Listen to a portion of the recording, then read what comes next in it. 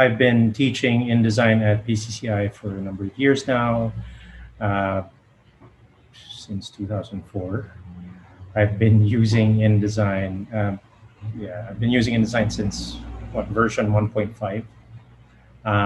And uh, personally, I have this goal or mission to share as much as I've learned throughout all the years. Hey, perils of working from home and lightning. Sweetheart, will you please keep quiet? Come here. Come here. I know you're scared. Right, let me just send her up. Come on. Come on. Go. Right. So, yeah, they're usually very quiet and behaved. But yes, I've been teaching in design. I have this crazy goal of sharing as much as I've learned over the years with as many people as possible.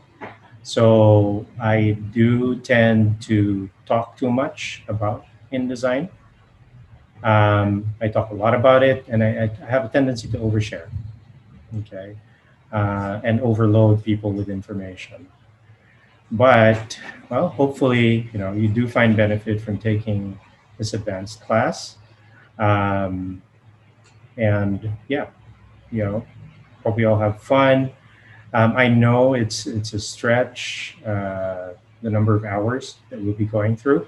So and we're basically betaing this, and we're trying to see how we can improve, whether by shortening the duration of the class and such. But as Kat's mentioned, breaks will be given in between. Ad hoc breaks will be given in between topics, and where we feel that it would work to everyone's benefit. Okay. Um, that said, you know, um, I'd like to, well, like I said earlier, I've had John, had Christine in my previous classes. I know at what level they're at. So, Francis, how long have you been using InDesign? And at what level, you know, well, no, let me put it this way. How many hours a week do you use InDesign? Okay. Of course, I'm going to ask you to throw in an answer to one more question. What's your reason for taking this advanced class? So let's start with what's your reason? Okay. And then let's go with how long have you been using InDesign and how many hours a week? Okay. So floor is yours. Please share. Thank you. Okay, for the reason, uh, because it's what do you call this? Filipino is fine. It's I the my main default app is being English. I'm sorry. Yes. it's So the main app being you, used in our work. you use it. Yeah. So you use it at work. Okay. And what's the reason why you chose the Yes, and advanced class versus the basic? oh, uh, we already tackled this in college, the basics. Ah, So I think I need to study more the advanced for topics. the advanced. I see. Yes, I'm a multimedia arts student, and we tackled InDesign for I think one sem. So just the basics. Okay. But So since great. that's what we use in work, yeah. Oh, Sorry, my okay. connection is a little. All right. Um, cool. So basic, you. All right.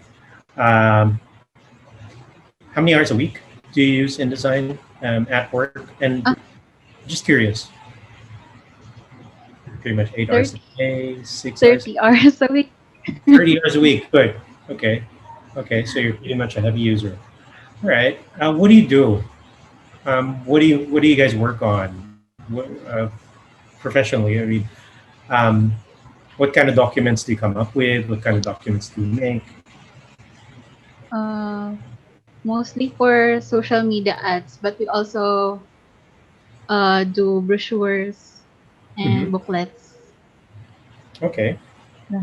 So brochures and booklets, and that's where InDesign would come in your case, no? Yes. Yeah. Good. Okay. Um, yeah. Thank you for sharing. I also needed to get a baseline. The reason I ask this is not to put you on the spot or not to make you feel uncomfortable. It's basically just for me to get a baseline as to where you stood in terms of skill, right? Or in terms of your current proficiency with InDesign. If you pretty much use InDesign, 30 hours a week, you're very familiar with, and advanced class might really suit your needs then. So great, thank you for sharing. Um, Now, John, what's your reason for taking the advanced class?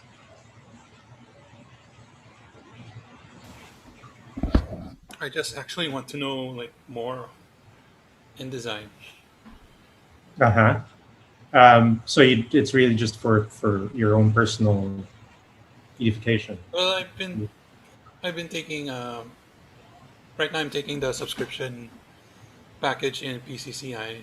The Right. reason is that I really want to like to go to like well the original plan was to go through like a multimedia type of work, Mm-hmm. and I kind of wanted to know as like a lot of like the basically everything about in design. Mm-hmm. I see. Well, it's great, and it's great seeing familiar faces. I'm glad. You know, every time I do see a familiar face, and when someone chooses to go on to and take on, yeah, an advanced class with me, uh, hopefully that speaks of my teaching ability. But then again, who knows? All right. So great. Thank you, John. Yeah, Christine, what's your reason for taking the advanced class? Is there something that you need to do professionally, or it's pretty much um, for personal knowledge, just like John? Sorry, I have to turn off my cam as Yeah. I was lagging. Okay. Yeah, a little bit more personal, but I'm also a student in technical writing and focus in technical communication. All right. And it sounds like uh, in design, Illustrator, uh, this kind of the Photoshop would fit into what I'm thinking of Right. doing. Okay. But right now I'm just a student, and also we live remote, so it's more of my just for personal purpose. Okay. Got it. What else? Yeah. Thank you. So it's just for personal reasons that you're taking this. That's great. Thank you. Um, yeah. Looks like we're short student, but that's okay. Hopefully, that person does join us soon. And yes. So, what have you gotten yourselves into? A whole lot of trouble. Now, basically, this is meant to be an extension of the basic class, right? I talk about, and I will reinforce something very useful, which is the layout grid. Okay, I reinforce that in this class. That's what I start with. Okay, with every advanced class, I pretty much start with the layout grid. because it really is the foundation for a well-balanced document. Okay, and then we're going to throw in the baseline grid, show you guys how to work it, how to set up that baseline grid, and basically set up the grid that is going to be the foundation for hopefully what is a great looking document. Okay, which whether it's a magazine, whether it is a um, you know a brochure, there's always a layout grid that works best for that particular size of document or screen. And yes, so those are that's my basic preamble for this. But what other topics are we going to be discussing? So yeah, uh, so I'll start with setting up a document, how to set it up, work with the layout grid, work the baseline grid. Once we've got that down pat, I'm going to go and start discussing, start a short discussion on color management and how to set things up that work best with pretty much most devices. Okay. How to sync your color settings, choosing a rendering intent, and using Adobe Cooler or the color themes that we have in InDesign. And then we're going to start going into working with styles, the different styles that we have. We'll do a exercise on working with styles as well. And then go on to reusing content, then data merge, and creating the tables, and then exporting that document out of InDesign is going to be one of our topics. This is most likely going to be for day 2. And then working with long documents will be our last topic for tomorrow. It's here that I'd like to show you how to work collaboratively collaboratively on a single document, on a single long document, and then assemble this into a single PDF file for sending to your service bureau. We'll create a table of contents. We'll create an index from that, and as well as work with dynamic text. There is also a very, very powerful feature in InDesign called grep, which helps with automating pieces of or functions within the document, and I'll save that for tomorrow. Okay. All right. Now, so that's basically what we're going to go through in the next couple of days. Now, given what you know with InDesign, was there something that you need to know or you want to know, okay, that I did not mention, and maybe we can sneak things in? Yes. Sounds good. Sounds good to you, Christine? Perfect. Yeah.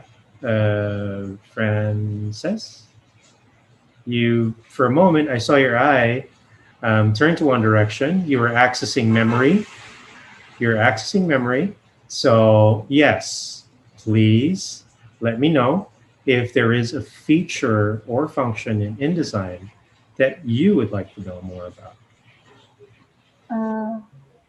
I'm thinking about XML. XML. Okay. Yeah. Yes, I can show you how to work with XML. It's been a while, so we'll save that for tomorrow. Okay. Essentially, how it works is that you can take an existing document's content, export that to an XML file, and then create a new document and prepare its structure and tag everything based on the content that it's going to receive and have InDesign import the XML. Mm.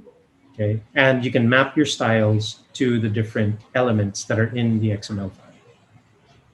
Okay, but sure, I will. How how often do you use this in your office?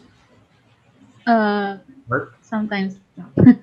once in a blue. It's once in a blue moon. Yeah. Okay. All right. So sure. I will try to prepare a file tomorrow. Okay, and then give you guys a demo. Um, is it something that is used heavily now? Not Sure. really.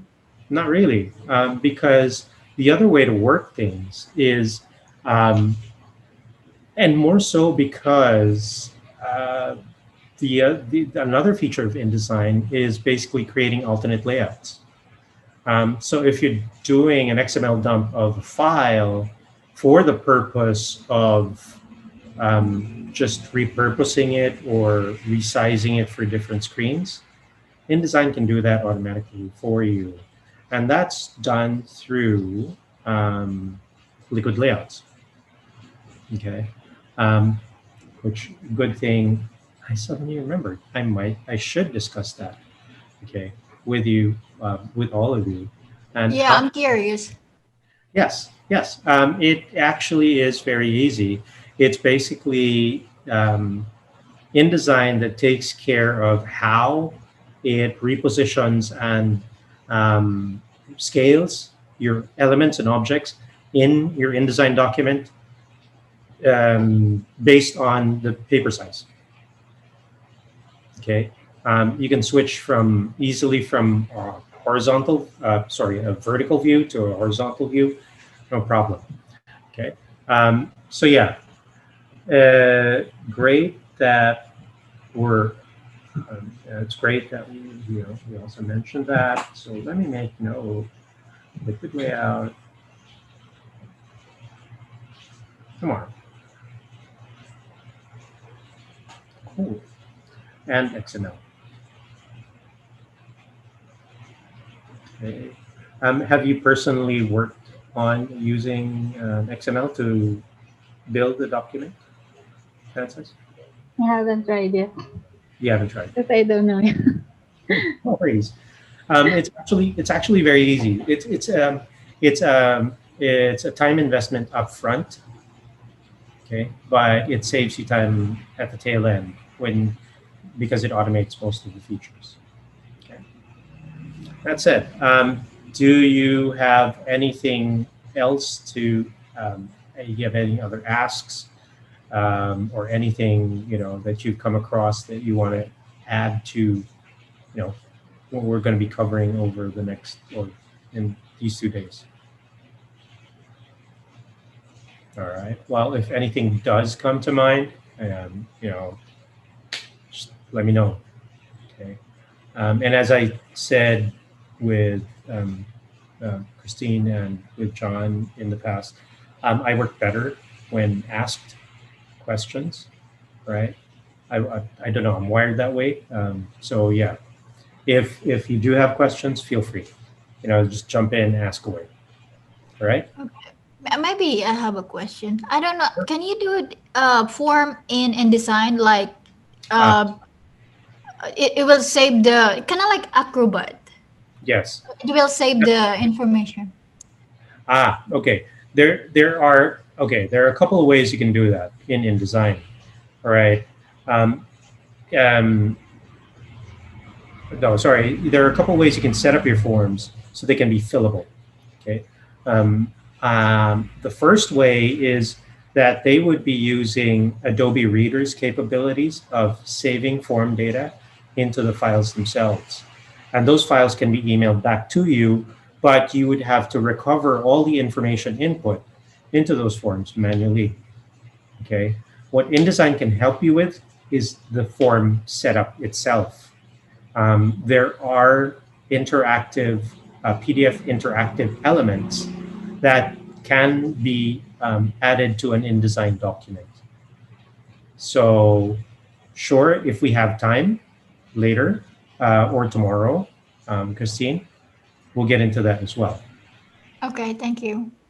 But it's going to be very brief. I will basically just install the skill or show the skill of, you know, of how to actually just create these interactive elements on a blank page in InDesign.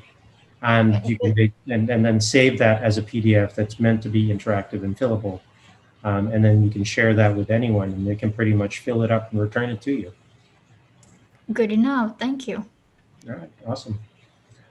Okay, so yes, now on to the meat of the matter, which is basically setting up a document in InDesign. Okay, Christine and John, this should still be fresh in your memories on how we set up a document in Adobe InDesign. So how it's done is basically, we would create a document. We can either go file, new document, but all right, let me just adjust so I can see everyone. Great, perfect. Here we go. So yeah, I'm sharing you guys are seeing my screen. Yeah. Okay, awesome. So yes, this should be still fresh in your memories. Basically, you set up a document simply by going File, New Document, and then choosing the preset, choosing the paper size, number of pages, how many pages you want in your document, what page you want to start it with. Great, right? But for the benefit of Francis, if have you used the document file new document preset before? Yes. So this thing here, file new, document preset, and you define it and create the document preset. Mostly I use the create.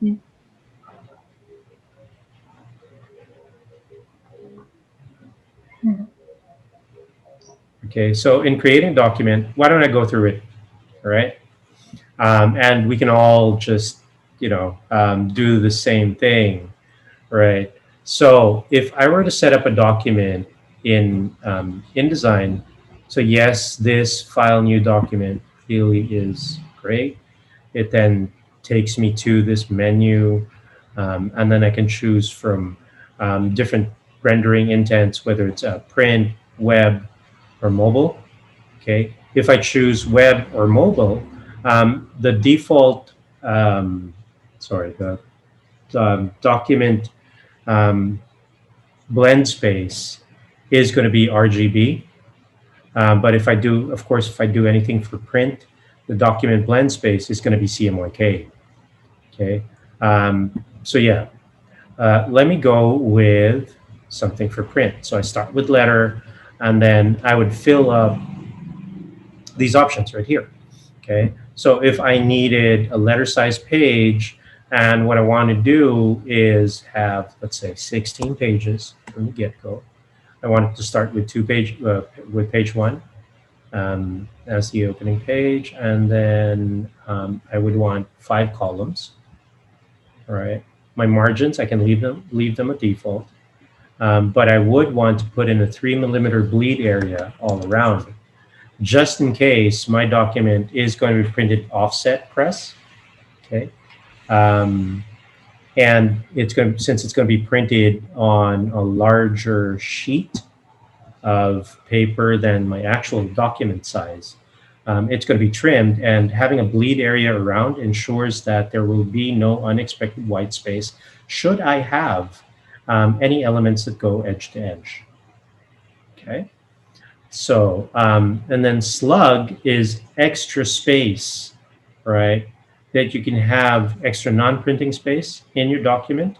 When I say non-printing, it doesn't mean that it really won't print, but it is designated as a non-printing element, where it's going to sit outside your actual page, and only the Service Bureau will be able to see it and trim, and will be able to trim that area off or out. You can have your slug area sit anywhere, top, bottom, left, inside, outside page. Um, that's the slug area can be set anywhere there. So let's go ahead and put a 30 millimeter slug area at the bottom of the document that I'm going to create right now. All right. So got my margins right, got this orientation. Perfect. So I go ahead and click create. Right. So this is what I get right now. I do have a 5 column document, 5 column guide running through my entire uh, letter size sheet that I have right now. This area right here is our bleed area, and you'll notice that it runs on all sides of this page.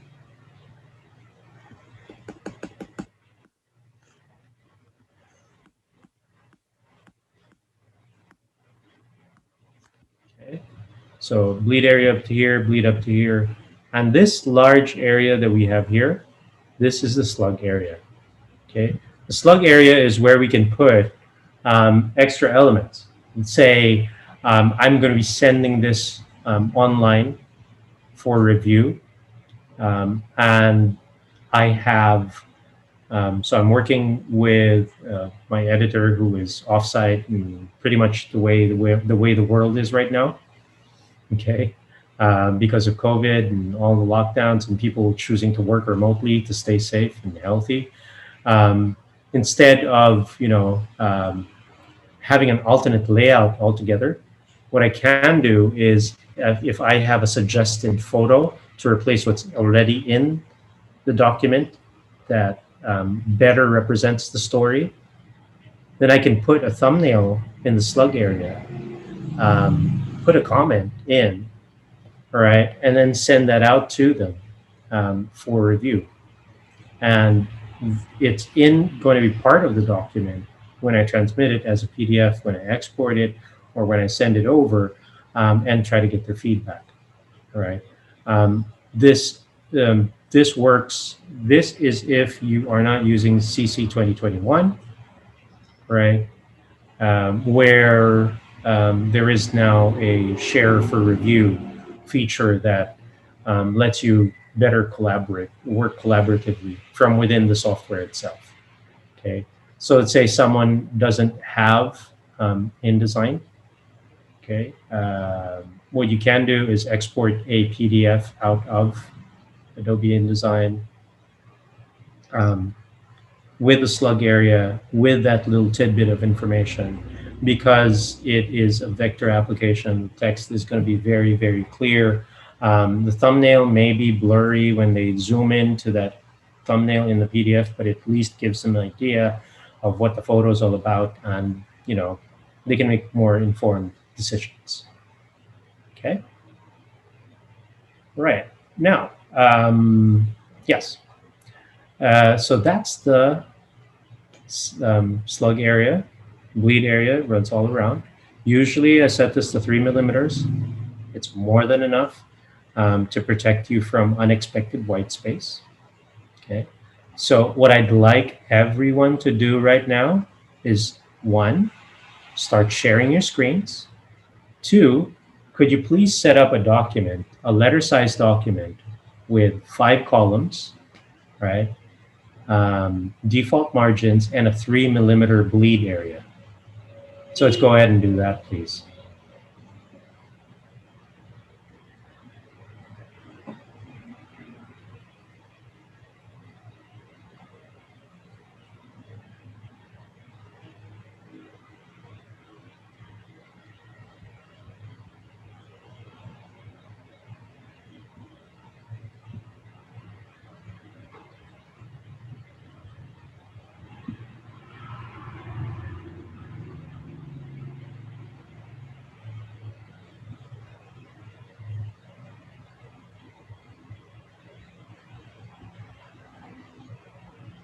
Okay, good work, Christine.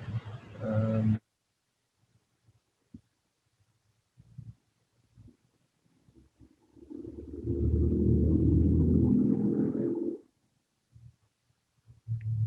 okay, that looks good to me. You don't have to save it. It's fine. Create, please, Christine. Good.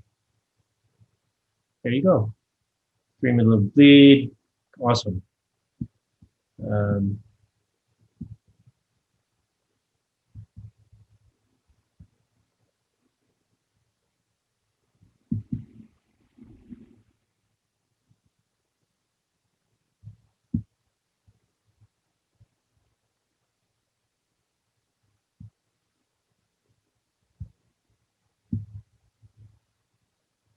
okay, so John, I'm seeing your screen.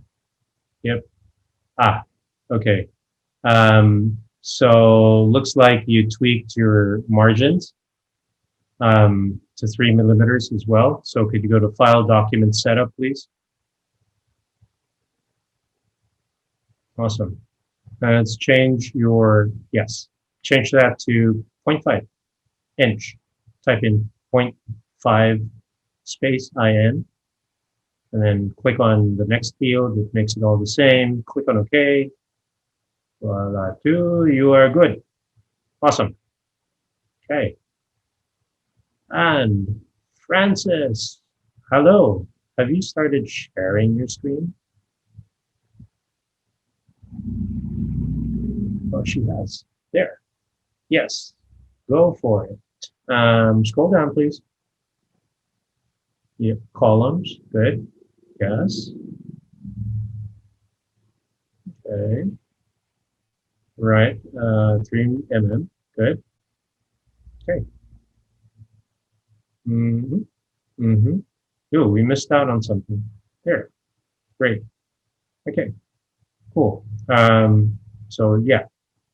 Now, uh, what we've done here is basically have started, our um, started our layout grid. Okay, so I'm going to start sharing my screen again. Please share, Mr. Zoom. Here we are. Okay, so looking at my screen, what we've started is basically our layout grid. Okay, these are the vertical guides. All right. And then what I can do is break this up further. So it'll help me decide where I can position my elements on the page. So I'm going to go ahead and um, I can, of course, create my vertical guides manually.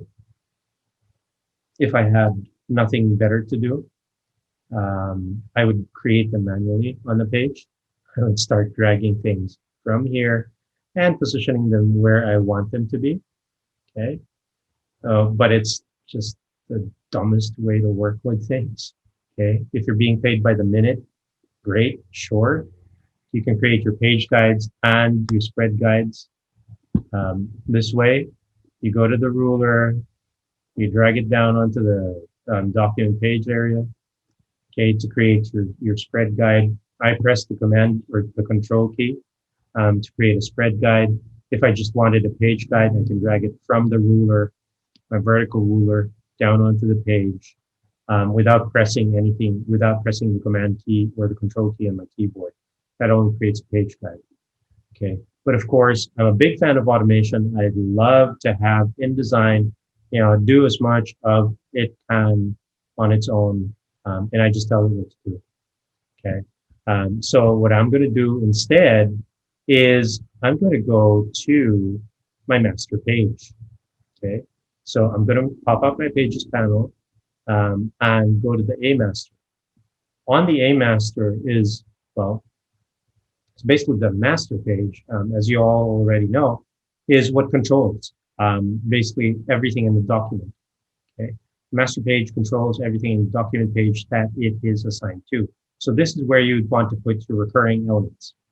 Okay, elements that keep showing up on your page all throughout the pages. Okay, of your document. So how do I do that?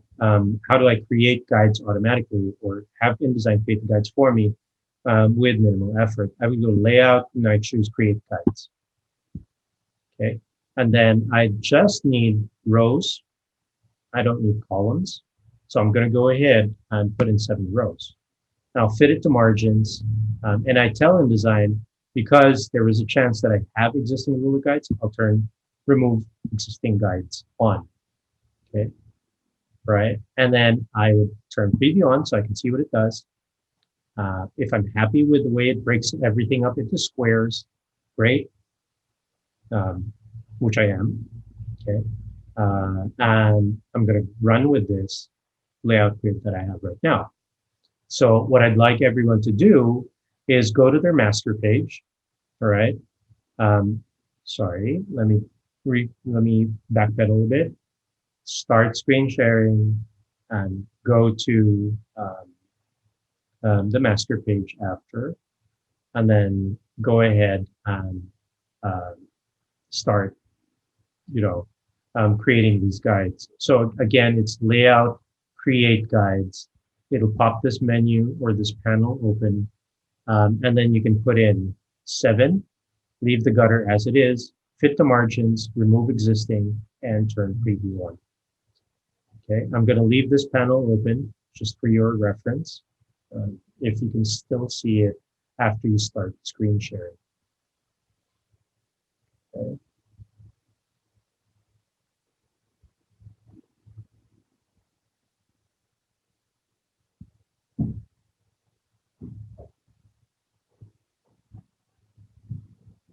So I'm seeing your screen right now. That's perfect, Christine. Good work. John, great, perfect. You're on the master page. Oh, Rain. Okay.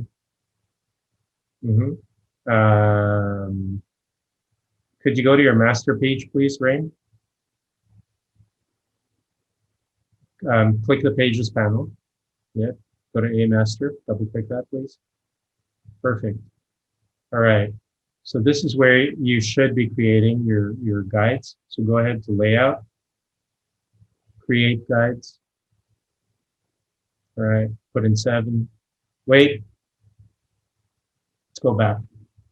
Layout, Create Guides. Okay. 7, fit to margins. Margins, no, below. Options, yes, there, perfect.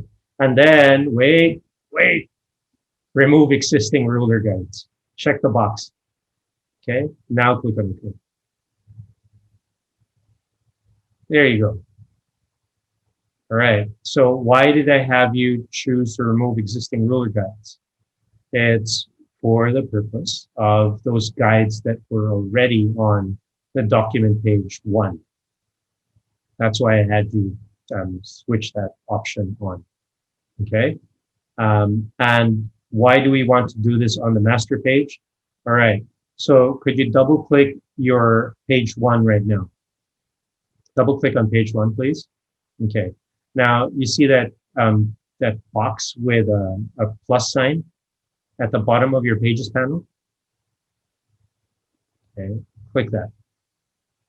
It'll create new pages using the page guides we set up in the master page.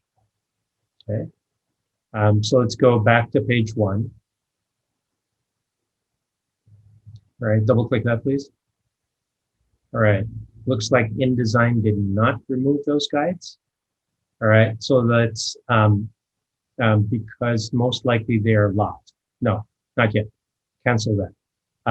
Let's go to, you have the right tool selected. Okay, so why don't you marquee an area, or could you try clicking on one of those extra guides that we have? The very first one. All right, just give me a sec. Let me annotate.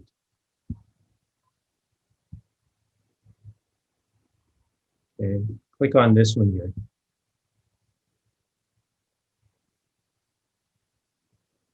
Click, press the delete key.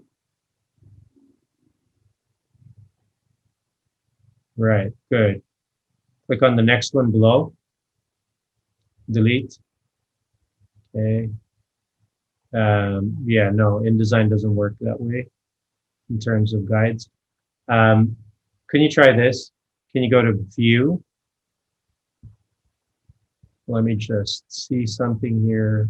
Okay, go ahead and view. Grids and guides.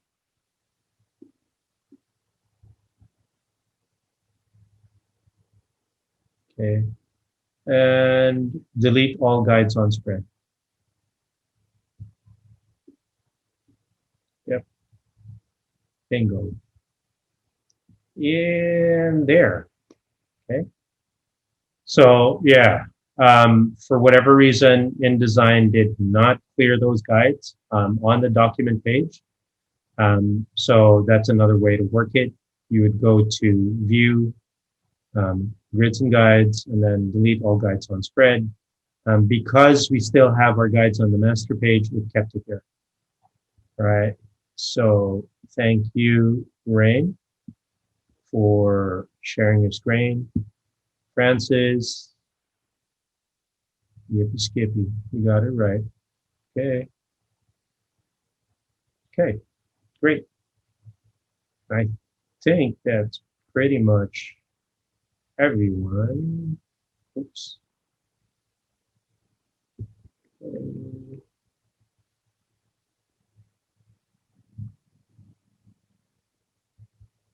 All right, so you can stop. Let me start sharing my screen again.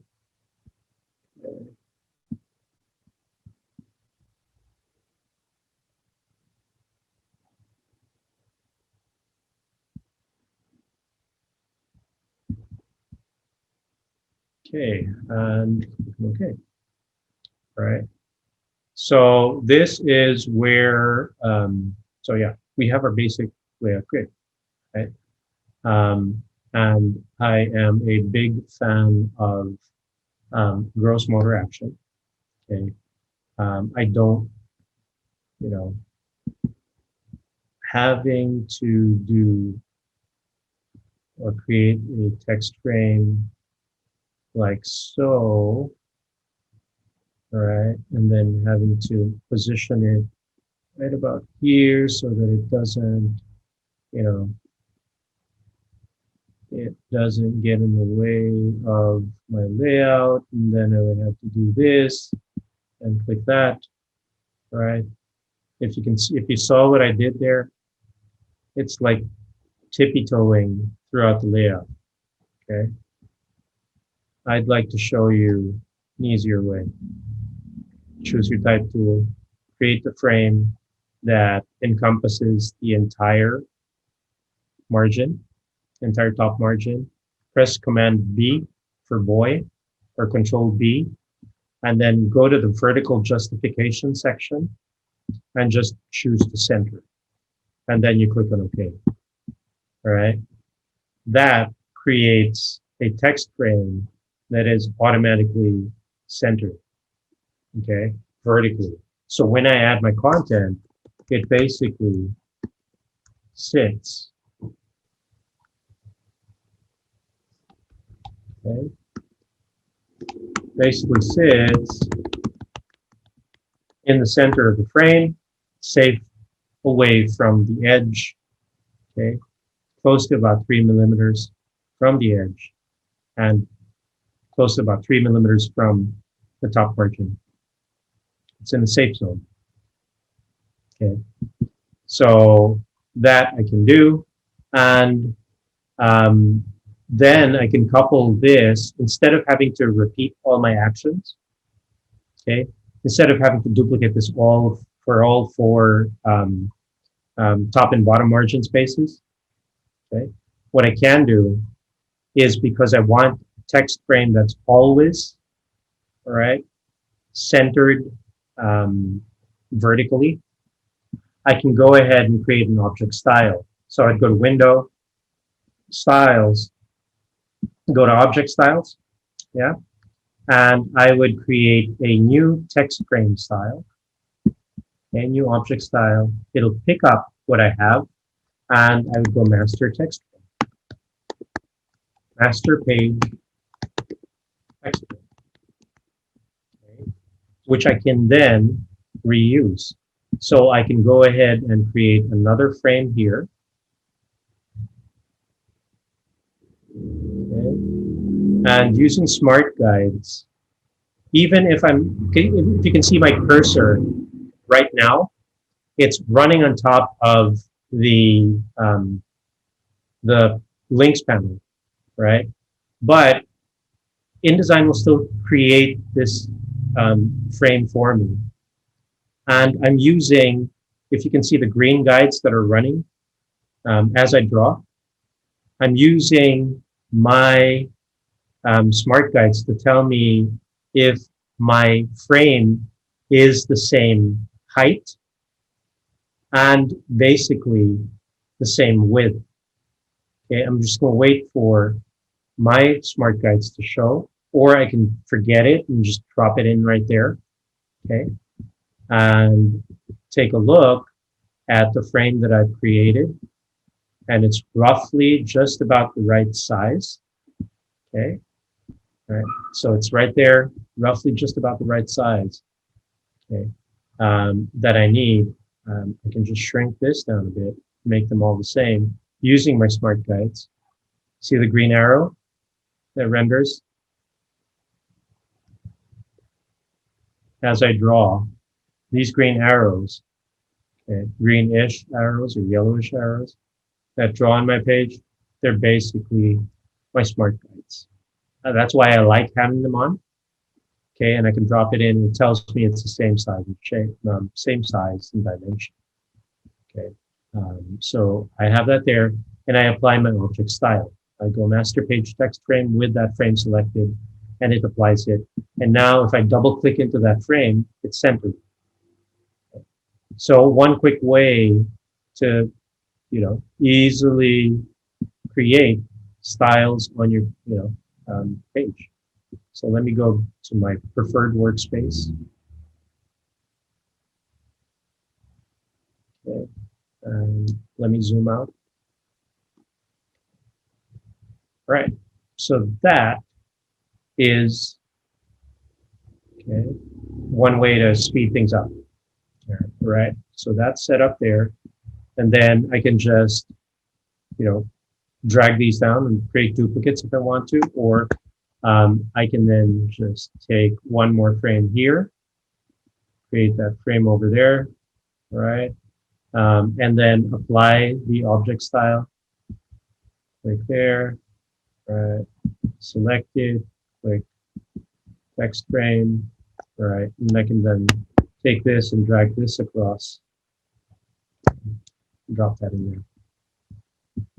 Okay, so what I'd like everyone to do is basically do that. Create one frame, okay, at the top left page, top margin, left page, okay. Create one frame that encompasses the entire margin area. That's the width of your first, your left margin, your outer page margin, and left page, and your inner page margin, and I'll start here on this page. Basically create a frame such as this, right? And then let's go to Object Styles, create new style, okay? And then, name it Master Page Text Frame or whatever it is you feel like name it. Name it Shirley if you want, it's fine with me, right? But go ahead and do that. So let's share screens, please. I'll stop mine, and you can start sharing yours. Okay, so Christine, do me a favor. Okay, I have a question, sir. Yep. What was that shortcut to go to the control for center? Yeah, Control B. Control D. B, boy. Oh, Rob. B. Okay. Nope. Um, okay, so it helps to select the text frame first. There you go, right? And then choose center. Good. Click on OK. Okay. So choose the text frame. Looks like it didn't kick in. So can you, yeah, good. Now press Control B for boy. Yep, perfect. Now set it. Perfect. Okay. Got it. Thank you. All right, cool. Now go ahead and create your object style, please. So, Object style. yep. All right, window styles. Go to window to Oh, top. sorry. Go to styles and choose object styles. Perfect. Okay, so click the panel options, the hamburger menu, top right of that panel. Yes. Okay. New object style, but first deselect. So click off that menu. All right, Command Shift A. Command Shift. Sorry, Control Shift A. You're on Windows, right? Yes, sir. Okay, Control Shift A. All right, now choose your selection tool, the black arrow, in the Tools panel. Yep, Tools panel. Okay. I'm sorry. I'm lost. What am I looking, sir? Okay, no worries. Hold on. Going to annotate Okay. like that. All right, then click this now. Okay, cool.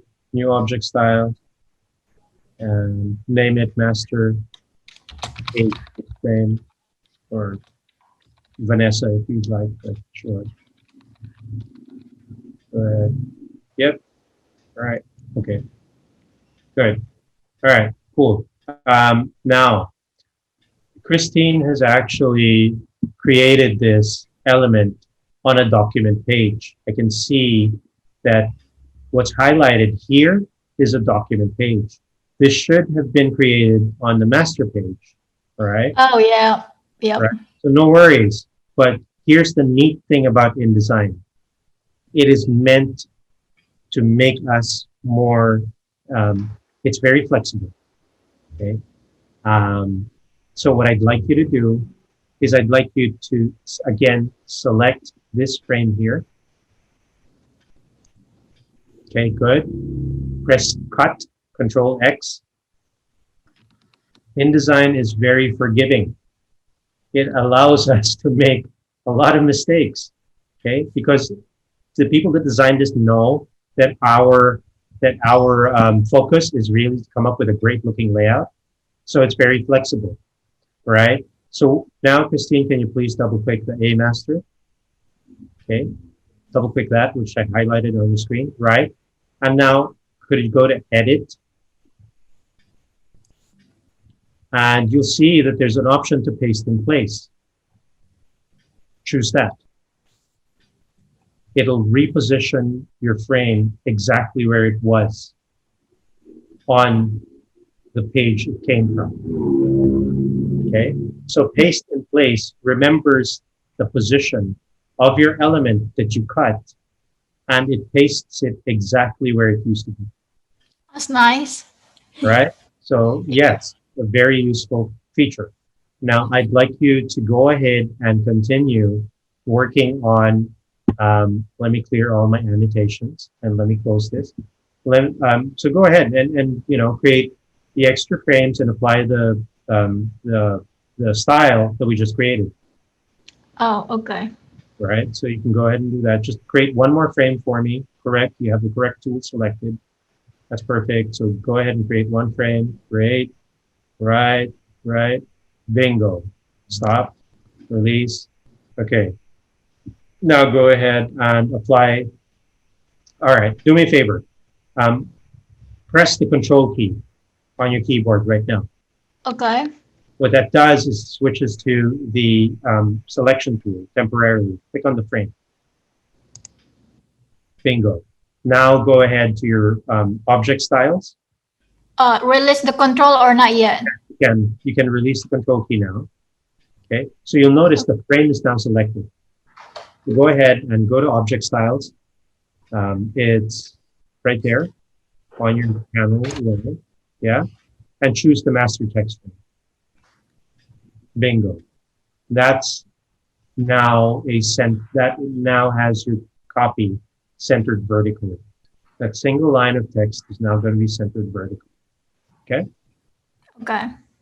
Good. So you can go ahead and, create your extra frames right there and go ahead and do that. Now, while you're doing that, I'm going to switch over to John. Are you sharing? Yes, you are. Perfect. You're next. You did it. Could you click on this frame? All right. And can you go to object styles, please? I just want to see what styles applied. Yep. Perfect. Object styles, please. Good. Okay, right. Okay. Click the other ones, please. Okay. And double click into that frame that you have selected. Bingo. Good. Good work, John. Next, we have Francis. And Francis. Yep, it's on the master page. Good. Good. How about the other frames? Do you have them existing already? Yeah. Okay, so type tool, create those extra frames. Create the other frames for all 4 parts. Can you click on that frame again, the one you have existing? Good. Can you create one more frame and apply that style, please? That object style. Just one more frame with your type tool. Great. Yeah. Great. Okay. Okay. Yes. Okay. Save yourself the trip of going to the tools panel, right? So the next frame that you create with your type tool. So choose your type tool. Press the letter T on your keyboard. Okay, that selects the type tool. The letter T on your keyboard, when you have the selection tool picked, switches to the type tool. Now, I'd like you to create a frame at the bottom left margin, bottom left margin, create a similar sized frame. Yeah. Yes, perfect. Okay, release. Instead of going to the tools panel, press the control key on your keyboard right now, and then click on the frame. What that does is it selects it, and then when you release the control key, you're back to the type tool, right? So that toggle I find very useful when I'm working with InDesign. Okay, so the control key temporarily, whatever tool you have selected, the control key will toggle to your selection tool. Okay. Right. So apply the style, please. Good. Right. So great. Thank you very much. And who else is sharing? Rain, are you there? Yeah. Rain, can you share your screen, please?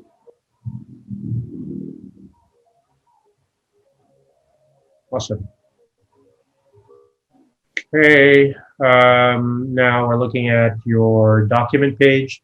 Can we double click the master page again, please?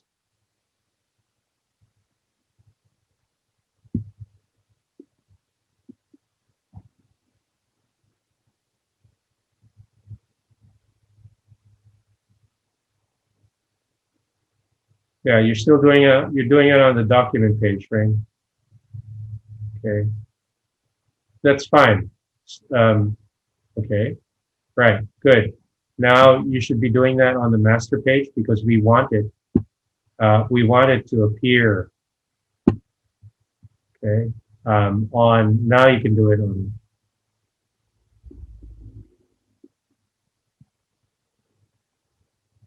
Now you can do that. Create your frame. So choose the type tool. Yeah, it looks like we were lagging there, Rain. It's fine. When you're done creating it, could you just temporarily share your screen? Actually, and just remember, There you go. Okay, cool. So choose your type tool from your tools panel. Yeah, good. Create your frame.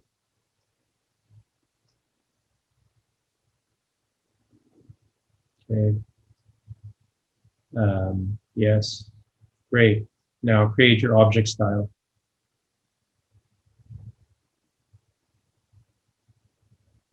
Okay. Again, save yourself the trip of going to the tools panel. So once you've created your content or created your frame, you can go ahead and simply press the control key, click on the frame you want to select, release the control key, and then go back, again, go to object styles and either create the style or apply the style. So let's go ahead and create that style now. So panel options in object styles, please. Panel options, and hamburger menu, top right. Yep, new object style, top menu item, top menu item. Yep, new object style, very first one. There you go, give it a name. Yeah, master page text frame. Yep. And when you're done typing that in, click on OK. Click on OK. And No, yes, Rain, I can hear you. What's up? Question? I'm sorry, my internet is unstable. Oh, okay. So yeah, go ahead and click on OK. And then you can, My internet is unstable yeah. So go ahead and just now. okay, and then just click on OK. The reason I wanted you to share was so that I could give you tips as well on how to do things, but it's fine. So go ahead, continue. You can stop sharing now for the meantime.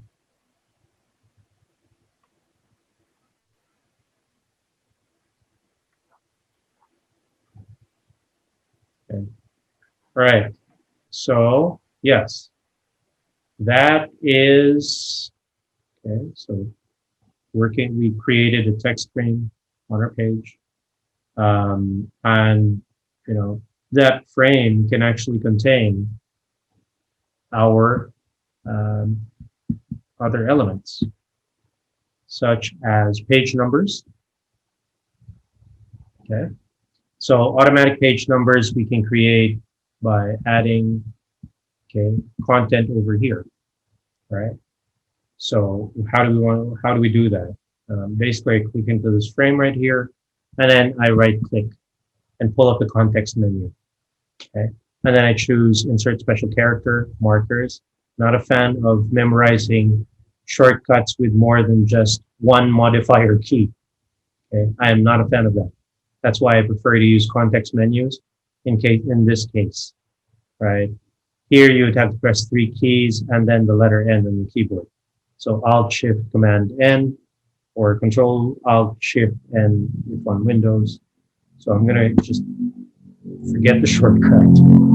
Right click, insert automatic page number, put a space, right click again, insert special character markers, and choose section marker. Okay. On the other side, I'm going to do the reverse. Okay. I'm going to go ahead and put in special character marker. All right. And then start with section marker and space, put right click again, special character marker, and then that's where I put in my current page number. So it's basically a mirror. I just prefer to do things this way. And then I'm going to go ahead and press Shift Control R. Okay, that allows me to align right. Okay, Shift Control L aligns left. Shift Control C centers. Cool. Right. So let's all do that, please. I'd like everyone to add in page numbers and section markers to their master page text frames at the bottom of frame. Let me stop sharing my screen. I see yours, Christine. You've done well. Thank you. Okay, and yes, perfect. Great work, John. Francis, you're up.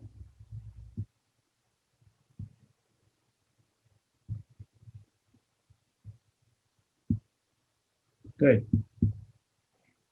Okay, so we have the other frame that's supposed to go on the right side, right-hand page, bottom, create frame. Yay. You can copy drag, yes, you can copy drag that.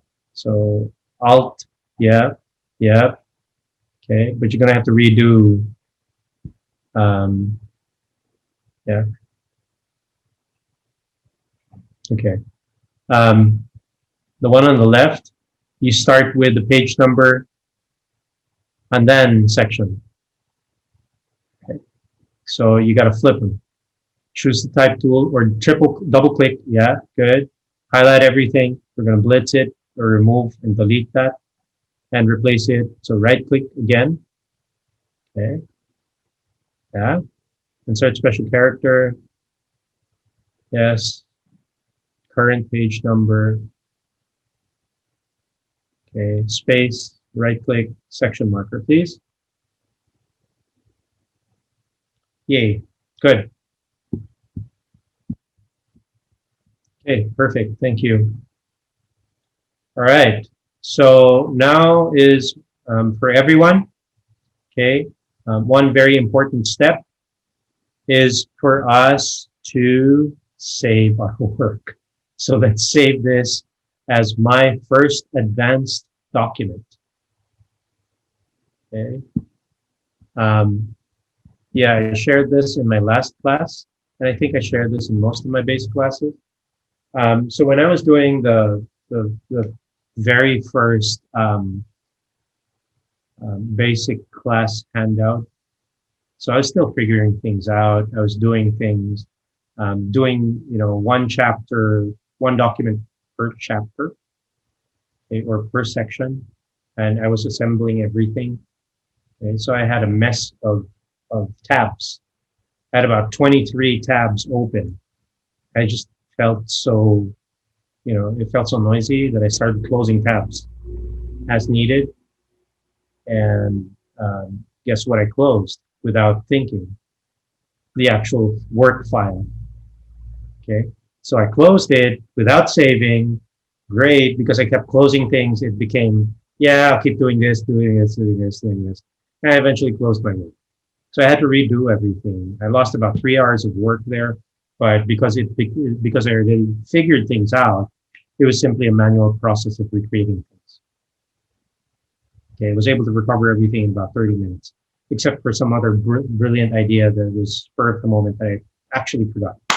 Okay, so yes, please, all right, save your work periodically. Okay, so let me just do that. Whoops, what just happened there?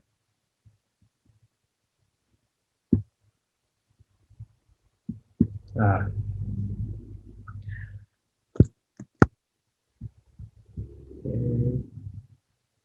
Right, and let me save this on the desktop. And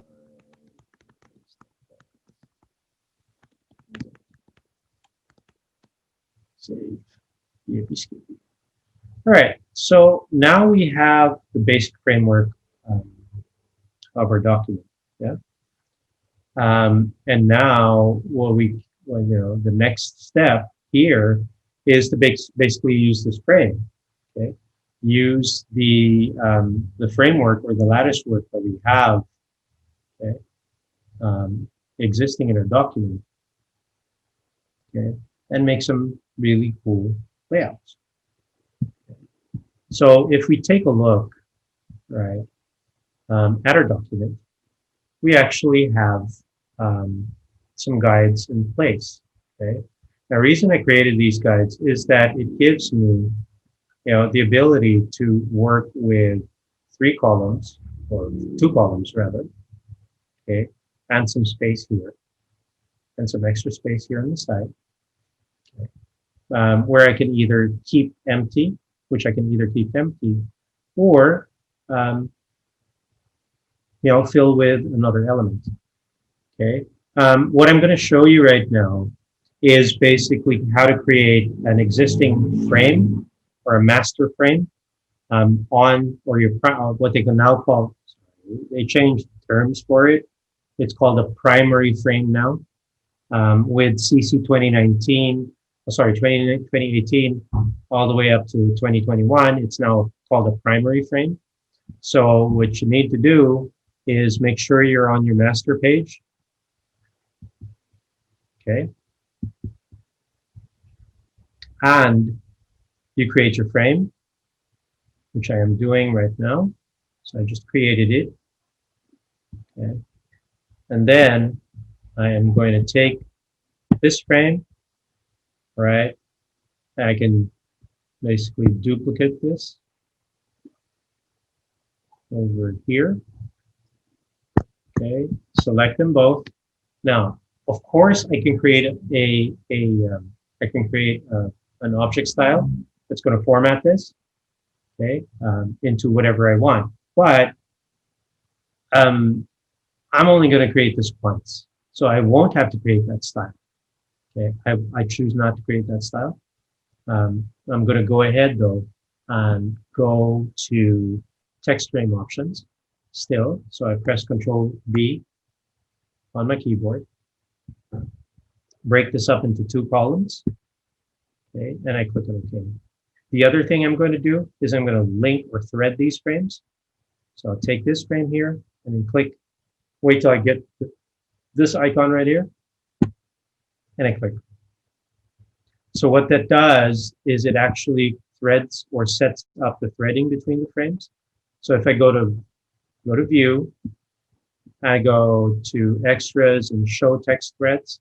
This tells me now that my text is going to flow from A to B. So we have a primary frame. Go ahead and do that, please.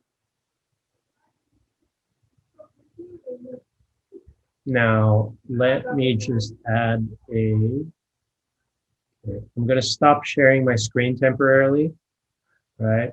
Not because I'm going to go somewhere, but because I need to upload a file that you can use to place into your document. Just give me a sec.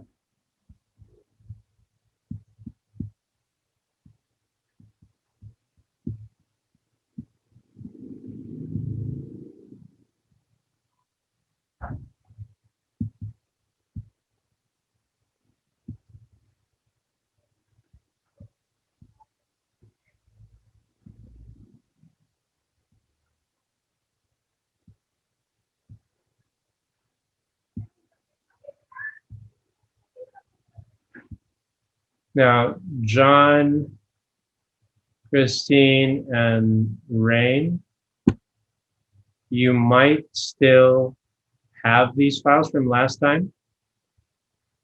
If you still have the lesson 5 folder, you'll see the document that I am uploading there.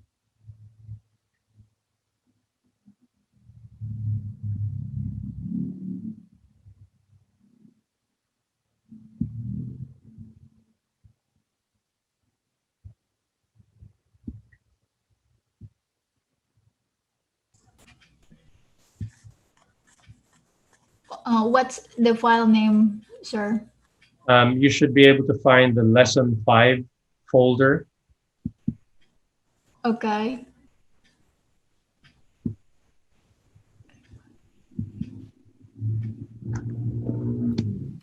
Is it the long biking feature? Yes, Okay. choose the long biking feature. Sorry. Thank you for helping me with that, John.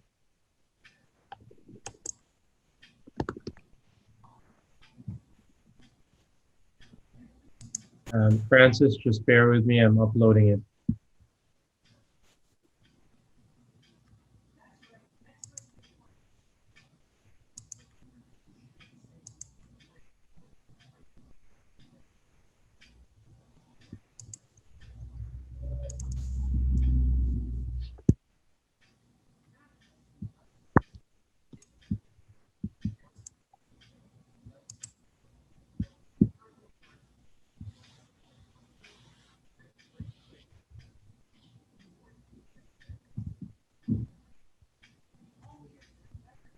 Good.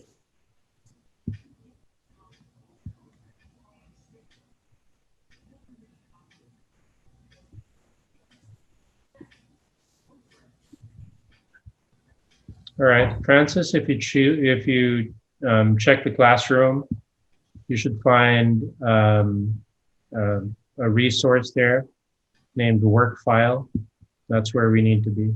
That's where we need. That's what you need to get. That's where you will find the long biking feature.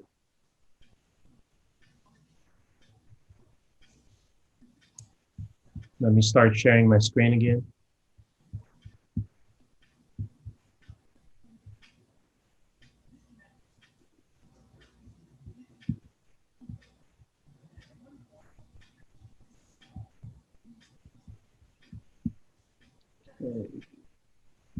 Right. So yeah, when you can, please download that file.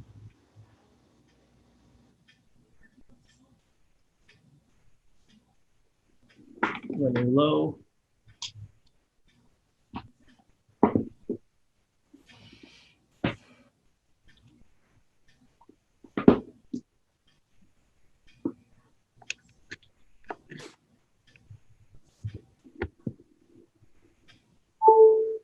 Okay. Yeah. So let's everyone create that master frame that I made and thread them, please. Okay, create those master frames and thread them. Break them up into 2 columns. Okay.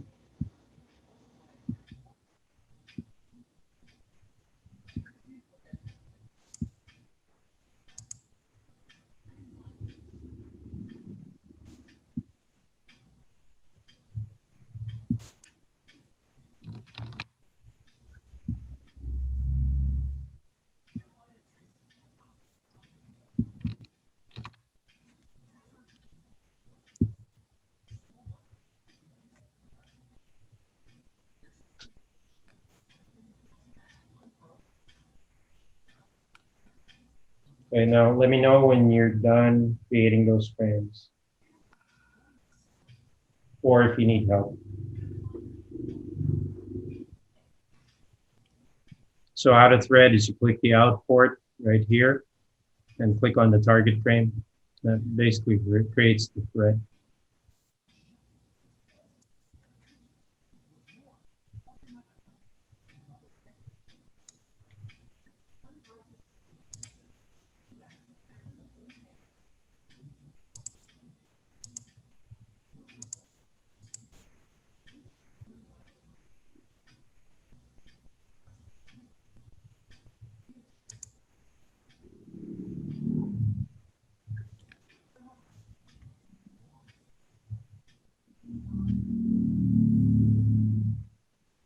Yep, I think I need help.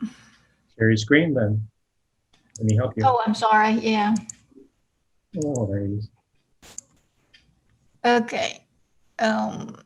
Text. Let me stop sharing so I can see what's going on there. Okay. Right, so you have two text frames. That's great. One, okay, what do we need help with? How to create the 2 columns Um. or threading the frames? I'm not sure what's not supposed to do next. Okay. I First got off, this. okay, so you have your 2 frames. Good. Okay. First off, what I'd like you to do is we're going to scale your frames just a bit. So I need you to click on this button. Okay. Drag it all the way to this guide right here. Bit more. Perfect. Stop there. Okay. That's fine. Okay. Now, do the same for the other side. I'm going to mirror that. Okay. That works. Great. Okay. Next thing we're going to do. Actually, can you adjust it a bit more and align it to this column guide, the inner or the innermost one? Yeah. Drag it over to the left a bit. Release. Yes. Do it for the other side. Perfect. Release. Good. Click on the frame now. Okay. So we only have one big frame, Christine. Take this end and drag it all the way to here. Good. Now we have this. Okay, your frames are supposed to sit on just one page. Okay. Or in cases, now this thing, can you drag it to this guide right here? Good. Perfect. All right. Now let me clear all my squigglies. And okay, we're going to create another frame that mirrors on this side of the page. And we're going to start here and end up dragging all the way here. Okay. Yes. Good.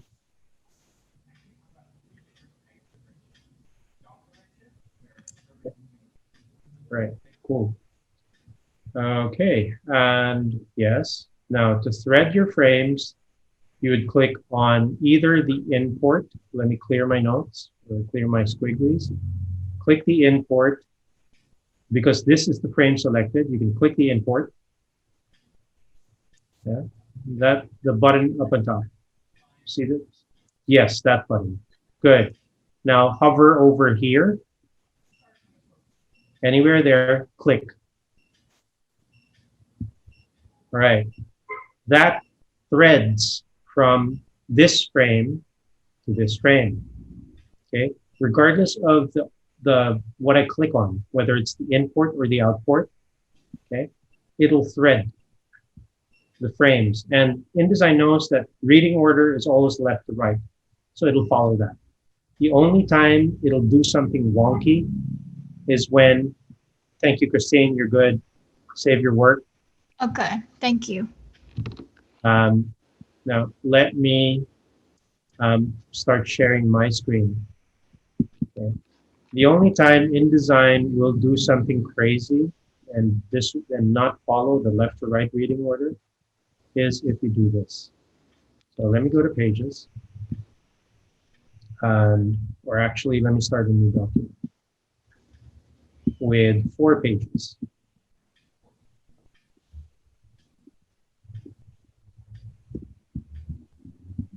Okay. Now we'll put in the columns.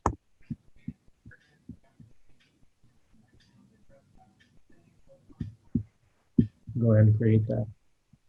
Okay. So let's go here, this spread. Okay. So I'm going to create a page, or sorry, create a text frame right here, and copy drag. The only time InDesign will do something dumb, it'll let you actually, is you click the output here and then thread it over here. So what happens is if I go to View, Text Threads, your text will flow from this frame over to that. Okay. So as long as if you want to thread these 2 frames, as long as you do it in this order instead, you click on the import. If you have the right-hand frame selected, click the import and click here. Okay. Or if you have the left-hand frame selected, click the output. Okay. InDesign understands. Okay, and it takes into consideration what you have selected, what you clicked on when you create your threads. All right, here. Cool. Okay. So let's go back to this. And yeah. So let's go ahead and save our work. Okay. And let's go to our first page. page 1. So double click page 1. Okay. Now, you all remember how to place or how to import files into your InDesign document. Command D or Control D for dog opens up the place panel and lets you navigate on your hard drive to where your files are. Now, in my case, where did I put them? Documents, books, lessons, lesson 5. So navigate to the lesson 5 folder and let's choose the local stats doc. Sorry, no, long biking feature. Okay. And go ahead and click open.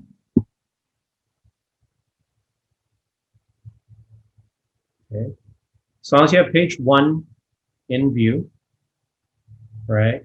Go ahead and when you see this place gun, right? Navigate, bring your mouse pointer over, roughly over where your frame is on the master page.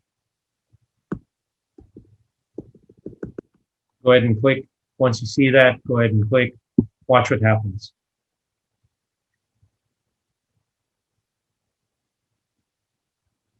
Okay.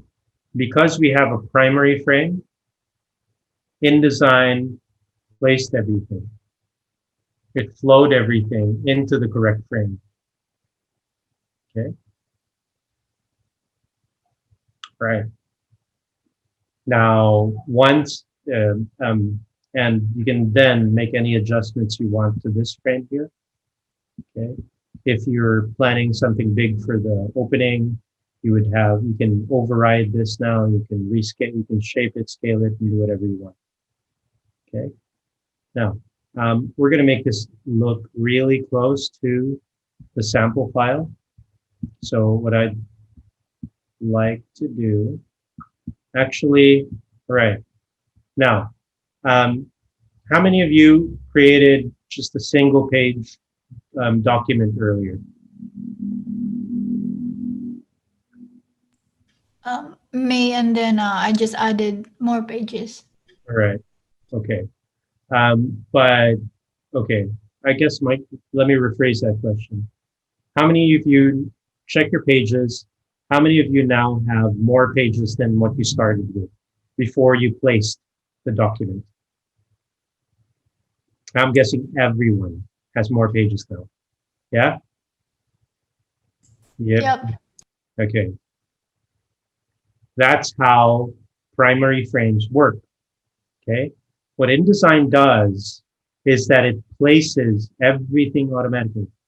Okay. And then adds additional pages that you consume. Okay. But, right, what I want to happen is that when I place my document, I get a fixed set of pages. Okay. If I am limited to just, in my case, right now I have 20 pages. I had 16 earlier. What if I'm limited to just working with 16 pages, but I want to import the entire story into a primary frame? So what I will do instead of just clicking, right, without pressing anything on the keyboard, is I'm going to press Shift and Alt till I see this icon. Let me just zoom in so you can see it. So it's a parentheses with a straight arrow. Okay. And what that tells me is that I'm going to use fixed page autoflow. Okay. So I'm still on page 1 and I click.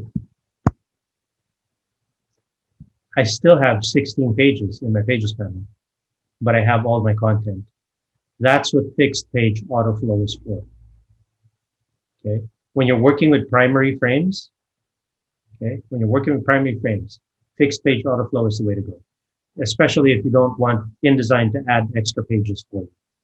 Cool? Awesome. All right. So I'd like So everyone has that placed, you have your files placed in there, okay?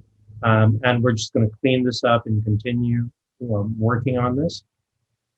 Of course, we want to do a strong opening with this story. What you can do is put in a photo and apply text wrap to it. But let's save our work first, and we're going to come back to this. Okay?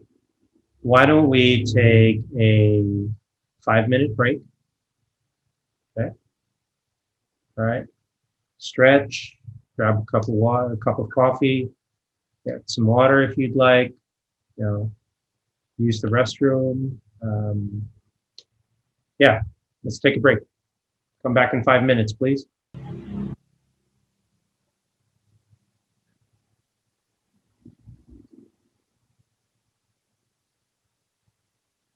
Okay, looks like everyone's back. Thank you. Have my coffee. How about you guys?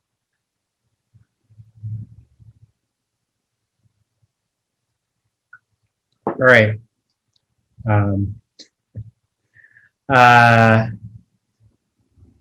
Yeah. Okay, so where are we at with our document? We've already placed the file. We've imported, I've shown you the fixed page autoflow. That way, you know, if you're stuck with X number of pages, you know that you're gonna just end up with that, even if you keep placing or adding content to it. So I guess the question now is, what happens when I keep adding stories to my document and there's not enough pages to work with? Okay, what's InDesign going to do? It's basically just going to stop importing everything. It's going to import everything and stop at the last page. If it has to create overset, it will create overset. Okay. And how can we tell if we have overset and how many more characters or how many more words or how much space do we have to allocate in our document? Okay. Let me show you.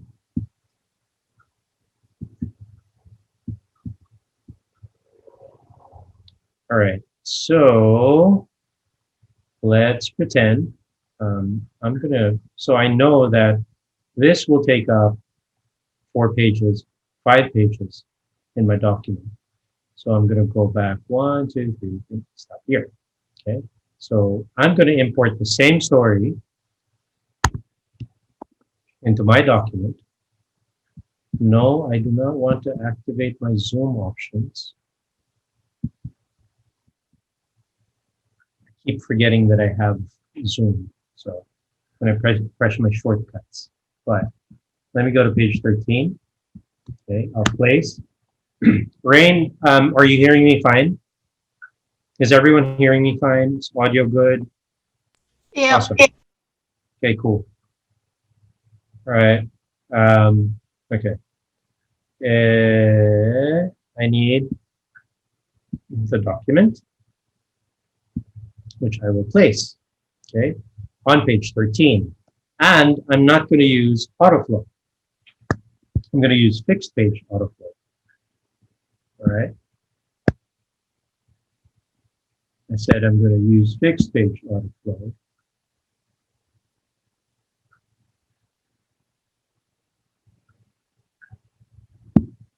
There you go. All right. So we go to page 16. I have overset. Okay. Now, when you're working in design, you're working with long documents, working with an imported document, and in cases like these, we want to figure out how much story we really have left in this document. So we can then make decisions. Okay. And usually, on sobre yung kopya, it's a conversation I would have with a copywriter. Okay.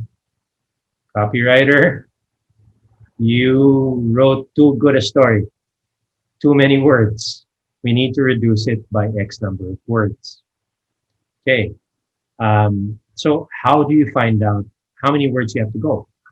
You would activate something called Story Editor. Okay. The shortcut on your keyboard is Control or Command Y. Okay. You see what happened to my screen? There's an extra panel now. See this? This is the story editor. What it does is it shows you the story that you have currently selected, which in this case is this story right here. And it tells you where the overset begins. It's marked with OV here. Okay. And if I were to highlight now all the overset, stop there, and I go to window and I choose info, InDesign will tell me exactly how many characters, how many words, how many lines, or how many paragraphs are in excess. Okay. So InDesign was meant to be that efficient. So you can now tell your copywriter, dude, or, you know, hey, copywriter, too many words, 289 words over. Okay. We need to shorten the copy by 289. Right? Okay. So it makes for, InDesign is really there to help you, okay, and make things more efficient. Okay. So we know that we have 289 words. We can then, in the story editor, let's pretend that if the story makes sense. You can then end this document here or wait for the new copy to arrive and replace whatever. Okay. Right. Or of course, you can just, if you have the liberty of creating another page, go ahead and do so. Or tweak your layout so that you have more space for your words, less, say, there's fluff or there's pictures. Okay. See what pictures you can do away with. If there's a nice collage somewhere that you used as a filler earlier, you can then decide to remove that. But story editor is there. Just remember that. That's its purpose. It lets you view the copy that you have or view the story you have. And neat thing about it is that it highlights what's overset, and you can then find out how many words in excess will fit into your document given the style you use, given the type size you use, given the letting value you use. Okay. Right. So let me close this story editor, say goodbye to story editor, and let's go back to our document. Okay. So here we have our document that we're looking at.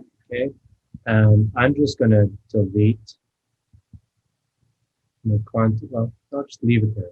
All right. But fixed page autoflow, clear. Okay. Cool. How it works, what it's used for, it's there. You can always use autoflow if you'd like, or just simply click into if you have a primary frame, just click into it. It'll add the copy, create more pages if you have the liberty of working with unlimited pages, which is the sad truth about layout or anything that you do when it comes to paper or a magazine or a book or a document. Sometimes you don't have that. Okay. Sometimes you're limited to only 4 panels for a brochure. Okay. Right. So yes. Questions about what we've discussed so far? None? Good? No questions? Awesome. Sorry, sir. Yes, Christine. I forgot how to do I guess I already got it, but I'm just not sure. I created the pages from the master, or like, so it will apply to the pages, Okay. the columns. All right. Automatically, the A master, is created. Okay, automatically, and since we only have one master in this document, InDesign will automatically apply that master to all your document pages. Okay. Okay, I'll give it a try again. Yep. Thank you. No worries. But, okay, let's say I had a different master page, which I'm going to do right now. So I'm going to create a new master page, and it is going to be bmaster. I can base it on A, okay, and I'll click OK. All right. And with this master, the only thing I am going to do is I'm going to take out the header and the two headers and keep the footer down here. Okay. Right, so what do? Okay, right now, even if I scream at the top of my lungs to InDesign and say select it, I won't be able to, because these elements are actually on the A master, but I want to remove them from my B master, so I will. And how I do that is I press Shift and Control, or Shift and Command if you're on the Mac, and click. That selects and unlocks the master page elements, and I can delete them. Okay, so I've done that. The other change I'm going to make here is that I want my primary frames, because I'm creating these frame or this master specifically for opening pages. What I'm going to do is I'm going to unlock both of them, and I am going to shrink them down, okay, and break threading. So I'll click the import in this case and click the target frame. Take this, delete and shrink it down. So it's there. Okay. And then I'm going to take this and go to my pages and apply the B master to this page, and apply the B master to this page. Okay. All right, so I'm here. Okay. And because I already have copy, I'm just going to have to manually do this. Okay, shrink that down. All right, and for this frame only, I'm going to override and break it back down, bring it back down to 1. Okay, because I'm going to have, so just so I have space for my title. Now let me go to guides, grids and guides, and delete all guides on spread. Okay. All right, so if I go here, this is my opener, right? And this frame doesn't continue anywhere. So watch what happens. So if I place same document, what I'm going to use now is I can still, well, I can use this, not press anything on my keyboard, flow it in, it stops there. Then I click again, pick up my overstep, right? And I can continue and link to this frame, okay, and it flows. Okay. Now, problem is it created more pages. Okay. What you can do is go fix page, click, it's there. No extra pages. Okay. Right. Then we fix this little problem. Okay. So I'm not going to even bother there. I'm going to go straight to my master page, my source. Okay, so I'm going to go ahead and select both frames. Come on. InDesign cooperate. There. Good. Both frames. Drop it down to 1. Bingo. Fixes it throughout. That's the other advantage of working with master frames or primary frames. It fixes it for me throughout. Okay. So if you're working with long documents, master frames are very useful. Okay. You combine that with text frame object styles. You know, you're being able to replicate this, being able to replicate the success you have with a particular layout is going to be very, very easy. Okay. Right. So Now we have this document, and we float our copy. Let me just save. And what else? Yes. We have to fix, or we have to now figure out a baseline grid. Okay. Baseline grids are usually are I don't know why, but I'm really tempted to say baseline grids are based on your type size. Okay. Yeah.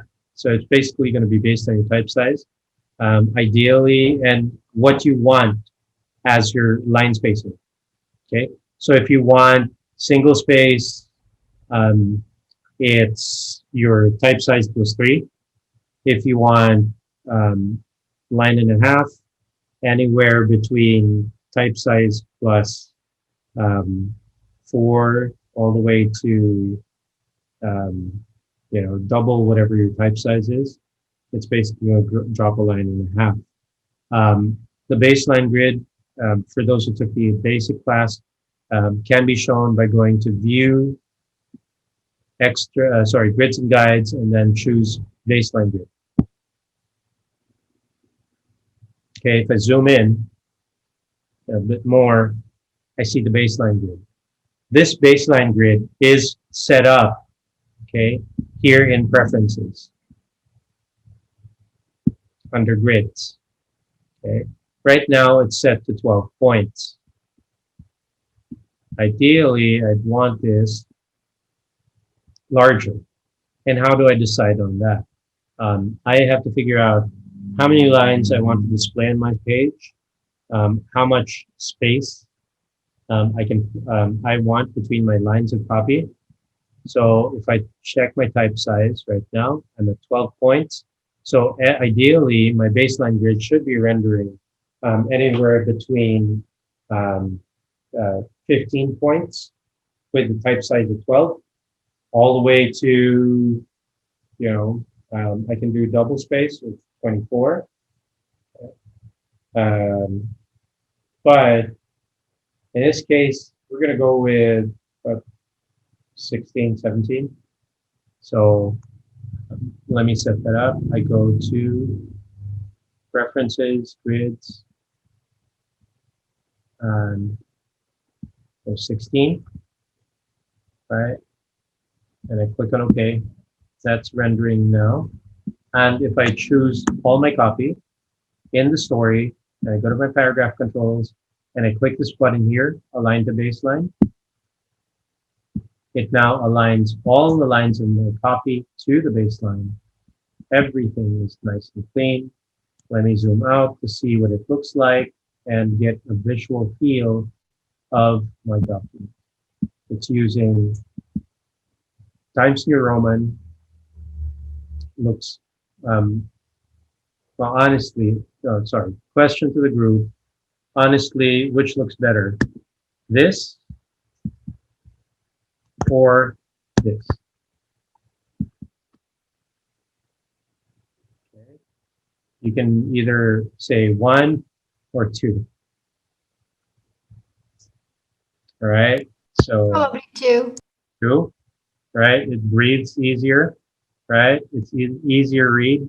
It's less busy. Okay. And everything just lines up. Okay. Right. So if you do have, luxury of space, by all means, go ahead, right? And set up your document set up your document this way. Okay.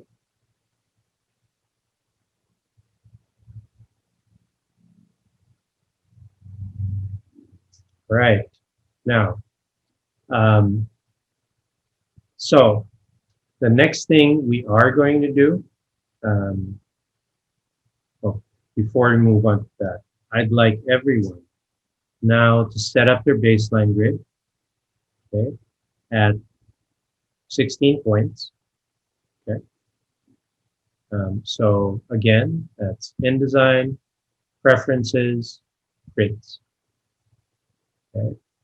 And the increment is the only thing you should change, the 16 points. Okay.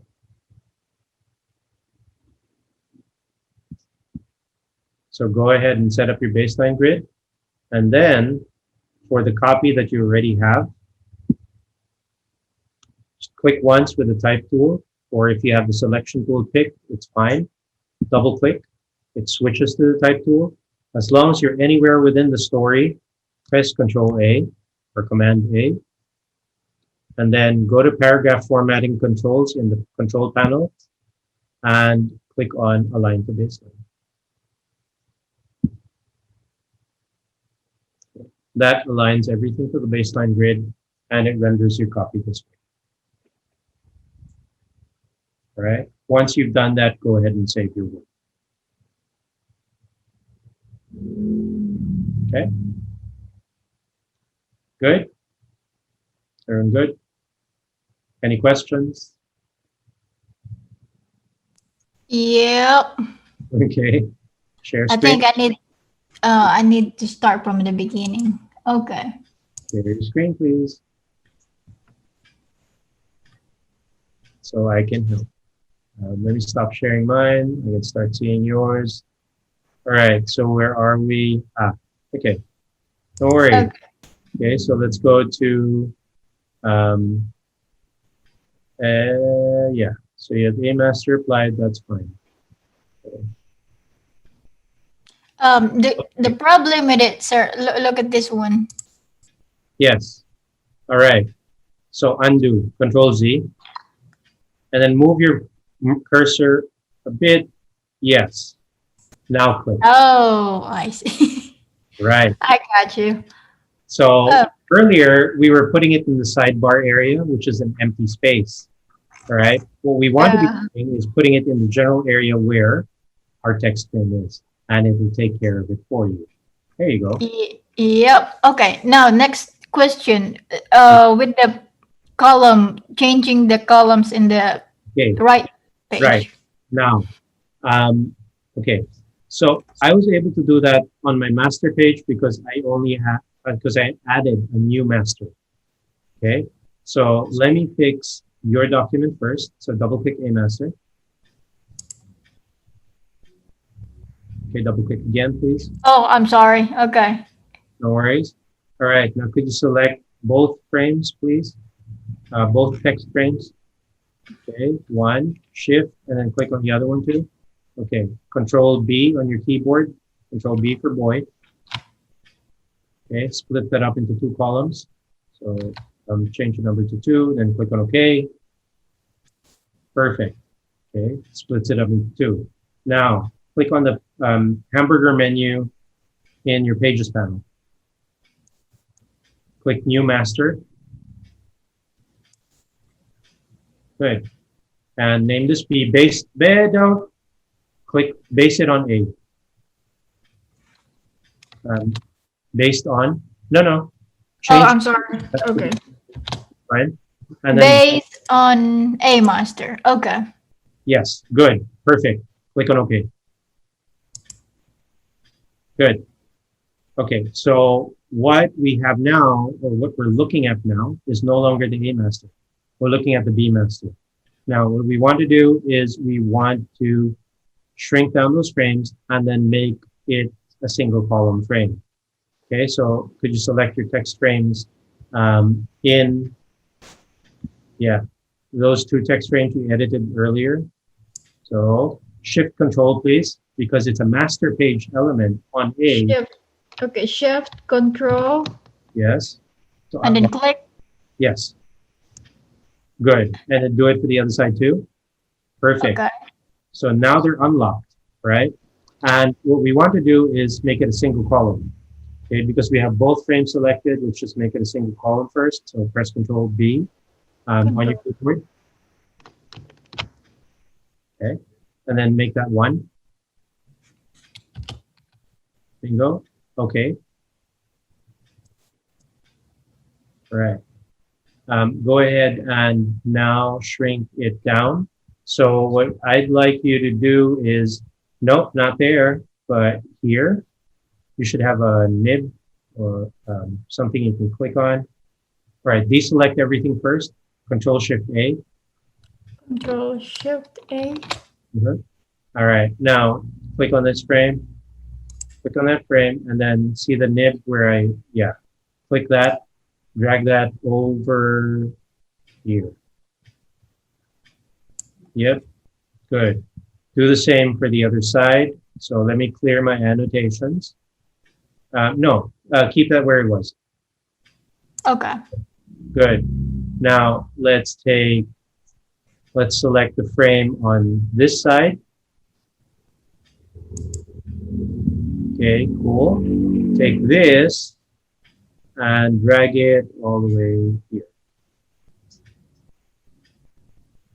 Bingo. Good. All right, so let me clear this. And then you go to your master page gallery, take this left-hand side page, the thumbnail, drag it over to page 1, the page thumbnail 1, good, perfect, release. Okay, and do the same, drag it over here.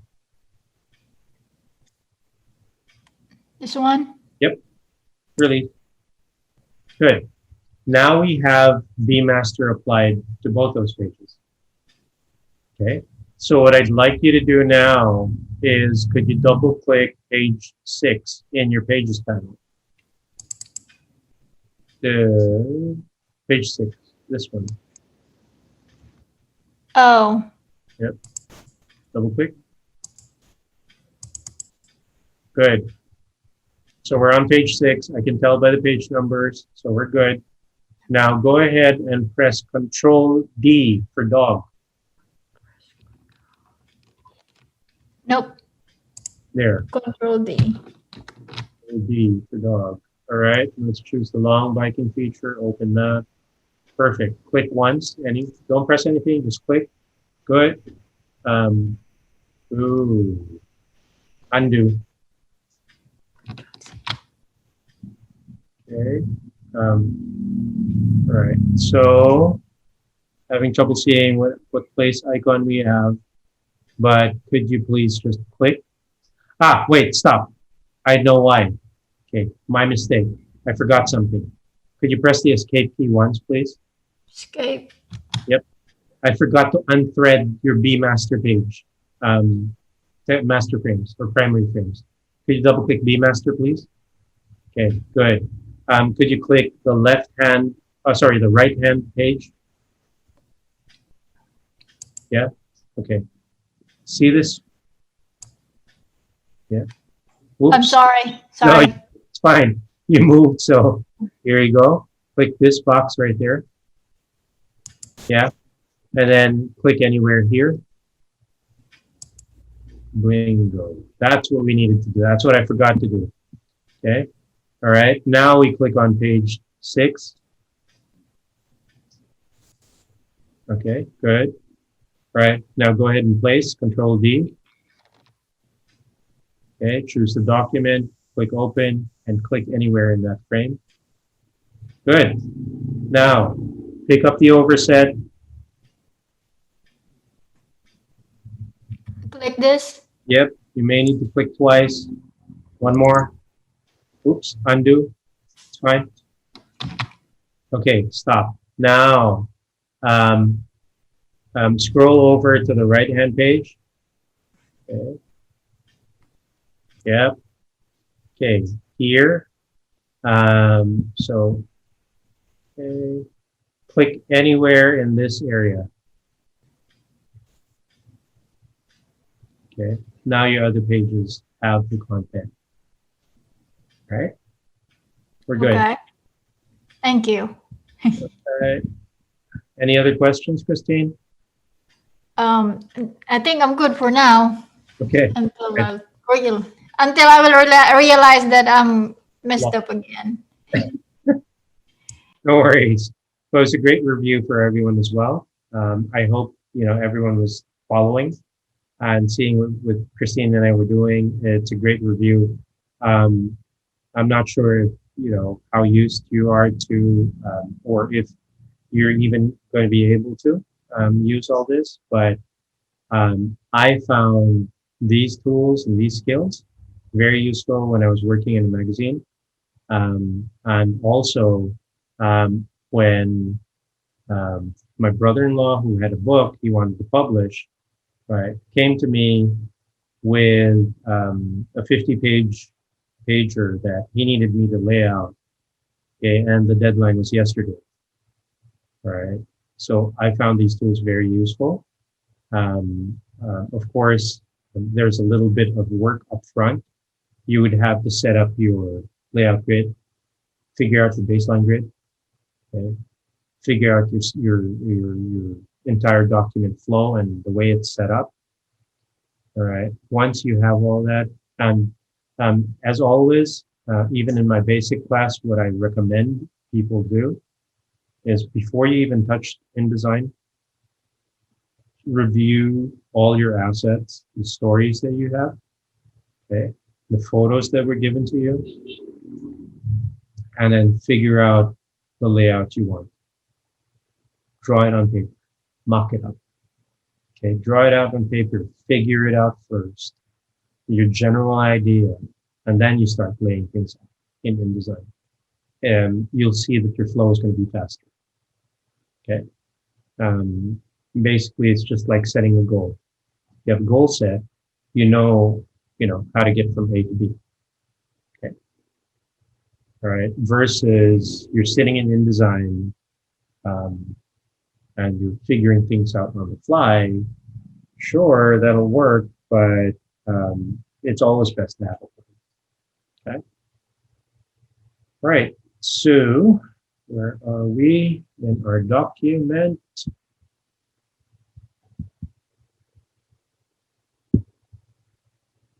All right, so where are we in our document? We are here, we've done that. Okay, we've aligned to the baseline, right? I hope everyone has set up their baseline grid to 16 and then aligned to the baseline and everything lined up. Okay. The other advantage of aligning to the baseline is that it also aligns copy that is of different size to the baseline grid, giving the document some sort of semblance of order. Okay. So what we're going to do here is we're going to add a title. Okay. Of course, titles are set up usually in a different case and in a different size. So let's just say, okay, I want my title to be Century Gothic or USA font, which is avant-garde.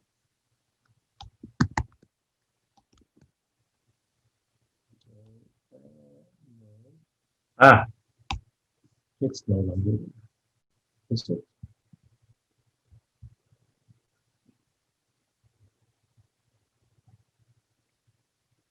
How come I have fewer fonts now?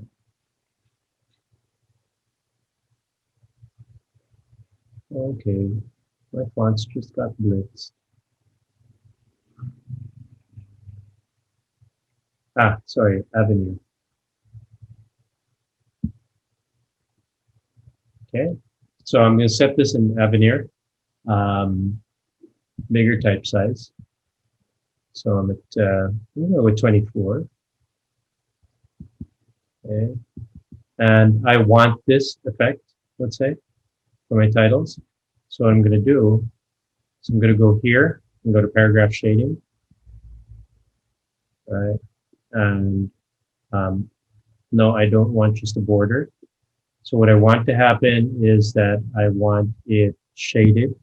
So I'll go shading and apply shading, turn it on, and I will make this black, right? And turn preview on. So that's what it's going to do. It's going to go all the way to the end. What I want to do is sort of dial it back a bit. So I am going to take away from the right. That's why I need preview. Okay.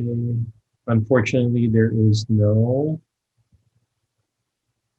fit to text with. No, there is. Sorry. Let me just undo that, set that to 0. And go text. So width of text, 0, everything out. No need for corner shapes. And I click OK. Of course, I can't see anything because my copy is black as well. So I'll switch that to white on paper. And there's my opener. Okay. Now we're not adding any photos yet. That's a different game altogether. But yeah. All right. So what did I do there? I just did 2 things. I changed, well, 3 things. Changed my type size, changed my typeface, and then I added a paragraph shading. Okay. Paragraph shading, of course, again, is here in the in the control panel. So you would make sure that you have your type selected, change your character color, fill color to paper. Okay. Once that's done, change your, go to your paragraph options, or your control panel options, go to paragraph borders and shading. Let's switch over to shading and make this black. And then make sure it's width of text and click on OK. And that's what you get. You know, a highlight running around. The copy. Okay. It's a great opener. And yeah, it really gives a strong signal that it is the opening paragraph of the story. Okay. Question so far? Okay. Good. Yay. Right.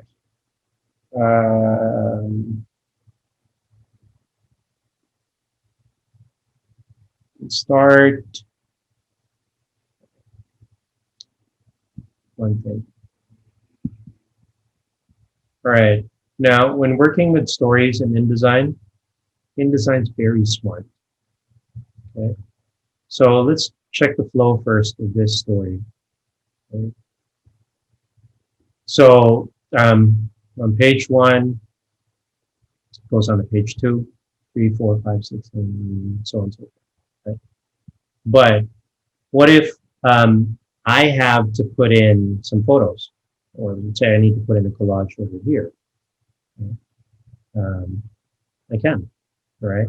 And I need the space. Okay, so let's say I'm just going to basically what I'd like to do is this. Come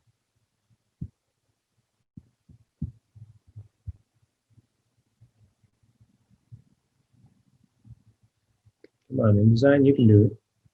All right, not that, no, this. Okay, I want to dedicate 1 page for all the photos in the article. Okay.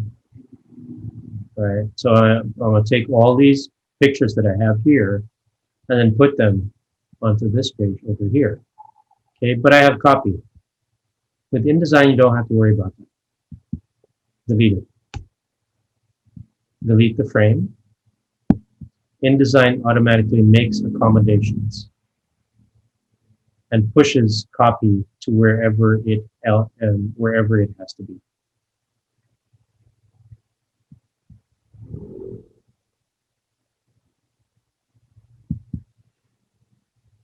Right? Okay, so now I have the space I need. Okay, I'm lazy. I know, sorry, but I'm lazy. I'm just going to take all this and just copy it. All right, then I go here and I just paste in place. Boom, there, done. So we have a picture that actually bleeds off the page. It's fine because we have a bleed area set. When this is exported to PDF or sent to the Service Bureau, When they print it, they have enough information to make sure there's no white space. Okay. Right. So, yeah. Okay. That was the only time. Okay. That is the only time you should copy paste pictures. If they already reside or exist in an InDesign document, it's fine to copy and paste. But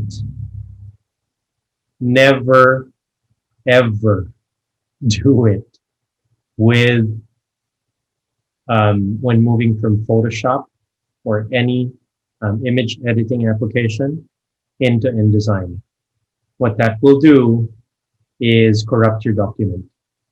Okay, right? So never copy paste from Photoshop into InDesign or any other image editing application into InDesign. It has been known to corrupt your document. Okay, right. So that is that's how we import our files. Okay. Why don't we take a 5-minute breather again? Okay, stretch, walk around, and when we come back, we'll talk about color. Okay, the page 1, Mm. I believe it's supposed to be Yes, single. single. Yeah. All right. So what happened there is that it was imported before. We had created the B master. So we'll have to fix that. So click on the frame. Okay, select the frame with the selection tool, the black arrow. Okay, black arrow. Okay. Yeah, good. Control B for boy. Okay. Single column. Click OK. Yep. Done. All right, and then we just resize that. Yep. Some more. Some more to the right. Good. One more. One. No. Yes. There. Yes. Good. Okay, and then let's review your pages. Scroll down, please. Okay, so that looks good. That looks good. That looks good. That looks good. All right, good. Stop. The reason why that looked odd, go back up. Or, yeah, go back up, stop there. Okay. See that page? Sorry, the last page, page 5. Could you go to page 5, please?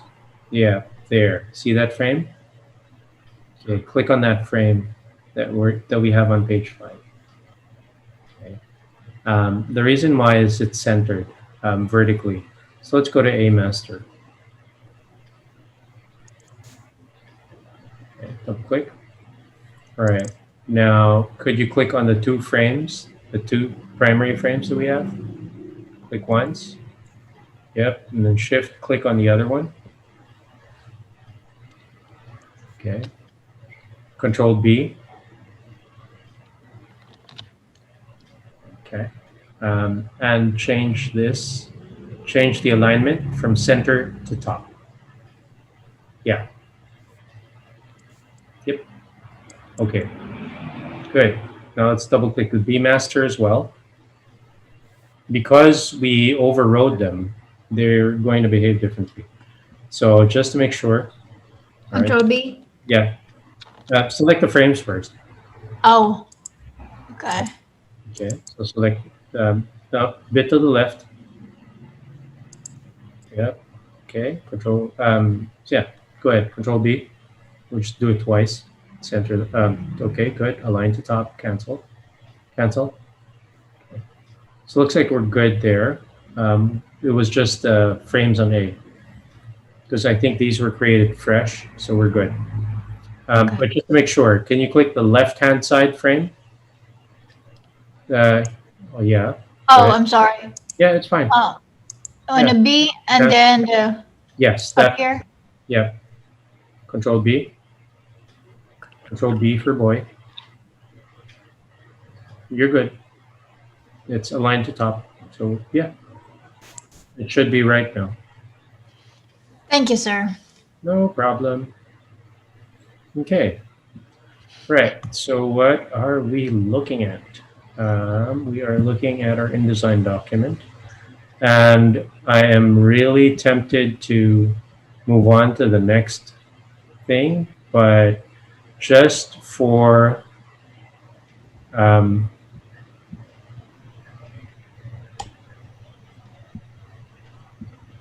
just for Francis's benefit, what I'd like to do is talk a little about paragraph formatting and proper typography, okay, and how to take advantage of InDesign's controls.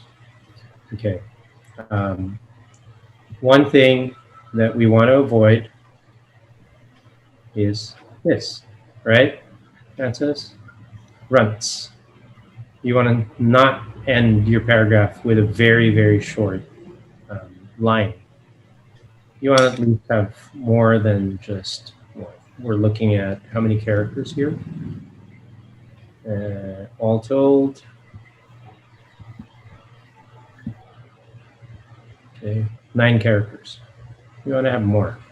Yeah, somewhere between 18, double this, okay, or even more. So what we want to do in this case is either pull the word program up into the paragraph, right? Or push off grid down. Okay.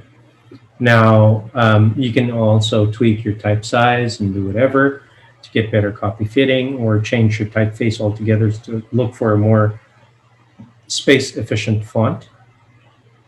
But if you're locked in and stuck with this, what you can do is adjust your tracking, which is a character formatting option right here. All right. So highlight the entire paragraph and adjust your tracking. I simply chose -5 and it pulled it in. Okay. All right. That's one thing you can do to fix runts. Okay. And that'll stay the way it is because, well, these paragraphs are not going to change. Fix this too. Another runt. Okay, didn't work so well. So what we can do is try 10. That works. Take a look after you change your tracking options. Take a look at your paragraph. See if it sticks out. If it still passes muster and doesn't look as if we tweaked it, go for it. Leave the setting as it is. But if it starts sticking out, like so, when we compare, see, people will catch on to this. It's just too tight. It's obvious that it was fixed or adjusted. So change this back to 10. We have the effect we need without it being that obvious. Okay, so we fix the runts there. The other thing we can fix with, so this is good. This is actually a subhead, so that's fine. I'm gonna leave it as it is. But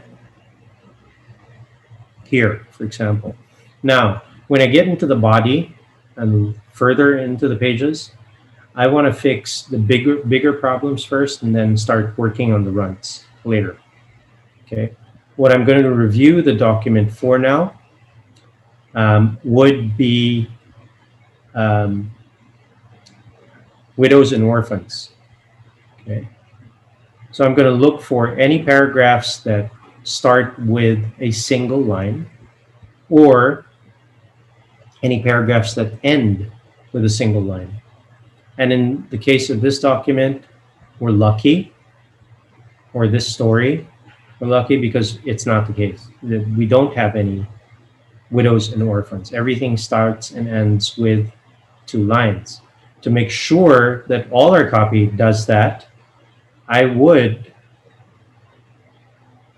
because we're not working with paragraph styles just yet, but it would be great to do so. I would highlight everything. I would go to my paragraph styles, and I would now create a paragraph style and name it body copy. And I will go to keep options and make sure that I check this box. Keep lines together, start and end 2 lines.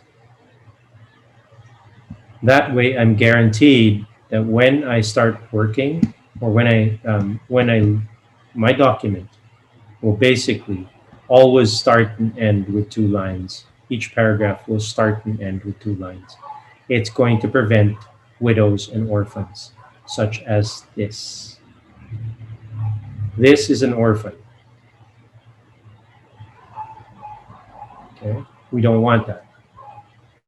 That's what keep options takes care of. So let me highlight everything again, and I will go to paragraph styles and apply body copy.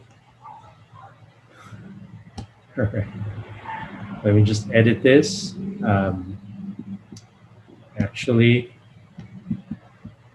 it changed it to the title style because I highlighted the title style as well. So let me just undo this. Okay. And go back in. All right, so it really does it. So let's go back here to this.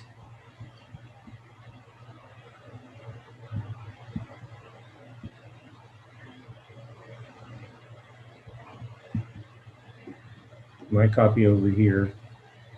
And I'll delete this. Right click. Sorry, no. Here, new paragraph style. Name it body copy. And go ahead and apply my keep options. Keep lines together. Good to go. That's all set. All right, and I would then go to the rest of my stories. So which one had it? Runt. There. So I'll go in here, and this time I highlight everything and apply body copy to it. No more run. No more orphan, rather. Okay. Widow, orphan, runt, short, ending. Runt is this. Okay. So what I can do is start fixing each paragraph, or I can try to see if by editing body copy and going to my basic character formats and adjusting my tracking, which is already set at 10. Okay. So that won't work. For this paragraph, I can probably adjust, instead of adjusting my tracking and making it tighter, I want to make it more loose. So let me highlight the entire paragraph, right, and make an override. So we'll go here and adjust it and make it 10. See if that fixes it, and it does.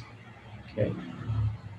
Go in here, and then I would adjust and make it, 5.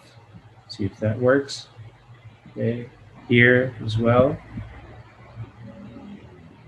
Okay, so we're already at 10. So let's try 5. No. Positive 10. Yeah. Anything bigger than this is not gonna work. So what I'm gonna do is I'm gonna go back to 10 or negative 10 and just push this down. Shift Enter. Forced line break. Okay. See if that looks odd. If it does, switch back. Okay. And let's try. This is pushing it. 25. It's going to be very obvious. So let's go with 15. That takes care of that. Is it really that obvious that I tweak the tracking? Not so much. Let's try a lower value. -12. Yeah. So that worked. This is good. This is good. Got a runt there.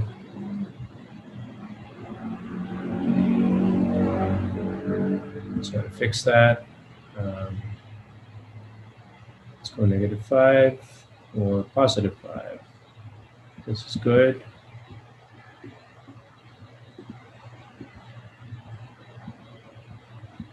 And here we want to do it for the entire paragraph so it isn't obvious and there's more area to work with. So we go with 12. No.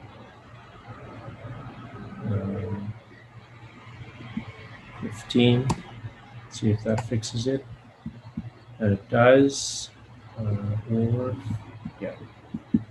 Okay, so 15. Now here, let's make another adjustment. Okay, but you get the picture, all right? So you start with, all right, so you start with the higher value or the more general or the bigger area. So we would fix the widows and orphans first, and then we go to our runts. Okay. So let's pretend that we fixed all that. We're good. So we save our document. And because we're going to end this, we can go ahead and do a file save as. So let me just close this and go file save as, Control-Shift-S, and replace what we have. Now, why are we doing this? Okay, we're doing this because, well, what InDesign does when you do a file save as and you replace the original file is that it cleans out all mini saves and just basically cleans up your document for any garbage or junk information. Okay. So before you stop working on your document, do a file save as so that next time you open it, it is cleaner, faster, and more efficient and better. Okay.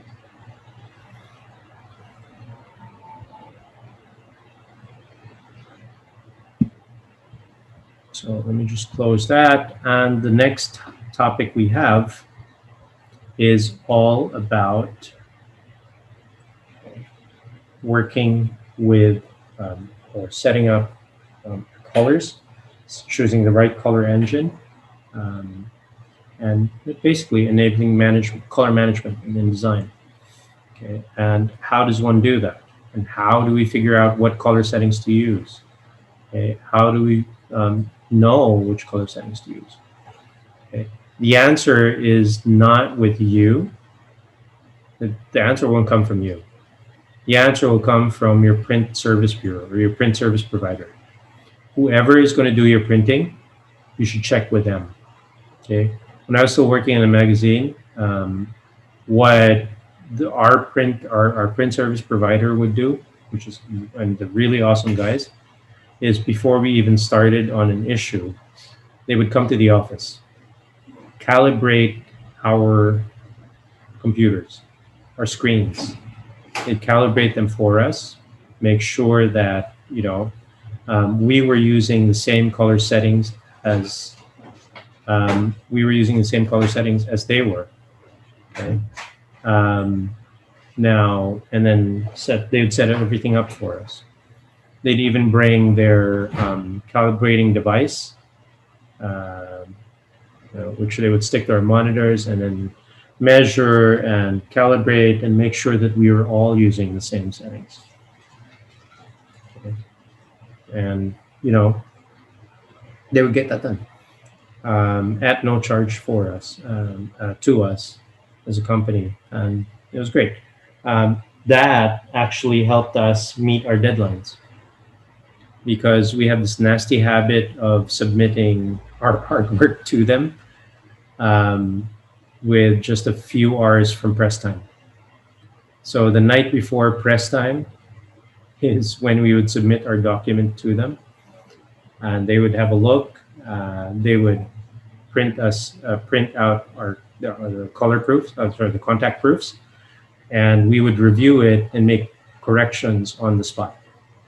Okay, basically, you know, doing color correction very few hours before test time. And once that was all good, we'd sign off, and they would start printing all, thousands of copies of the magazine.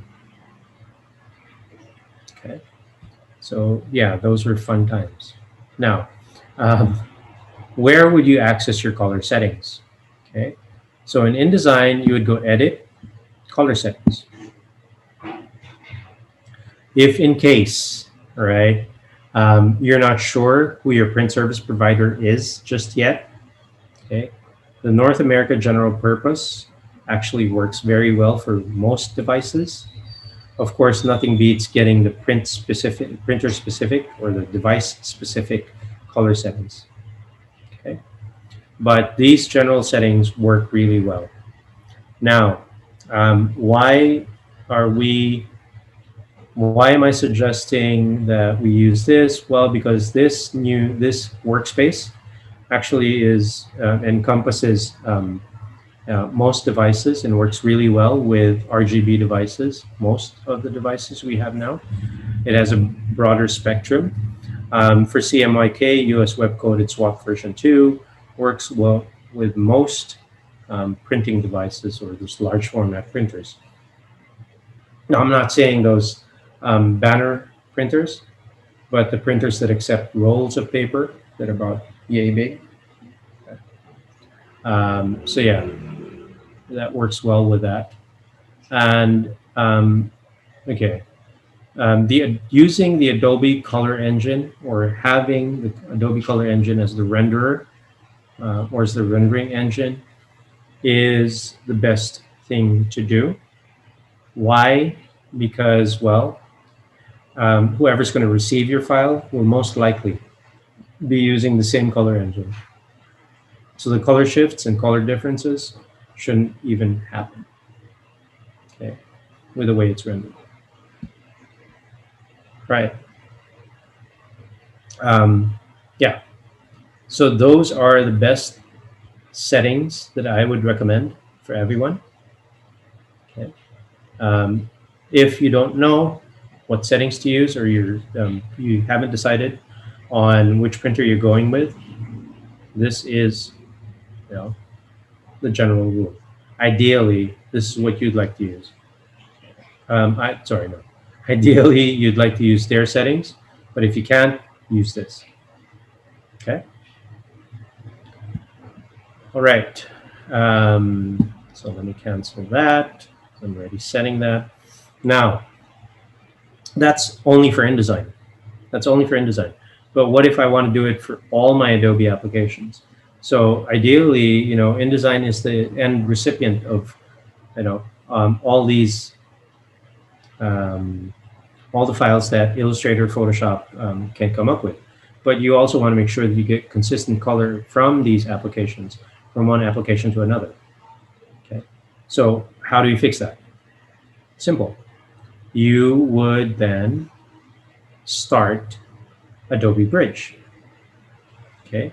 You'd start Adobe Bridge, and so let me do so.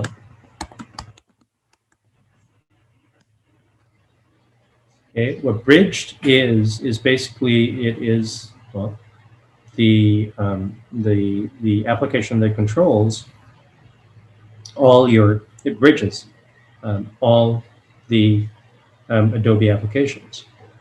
Some automation functions are also built into it. I won't get into that.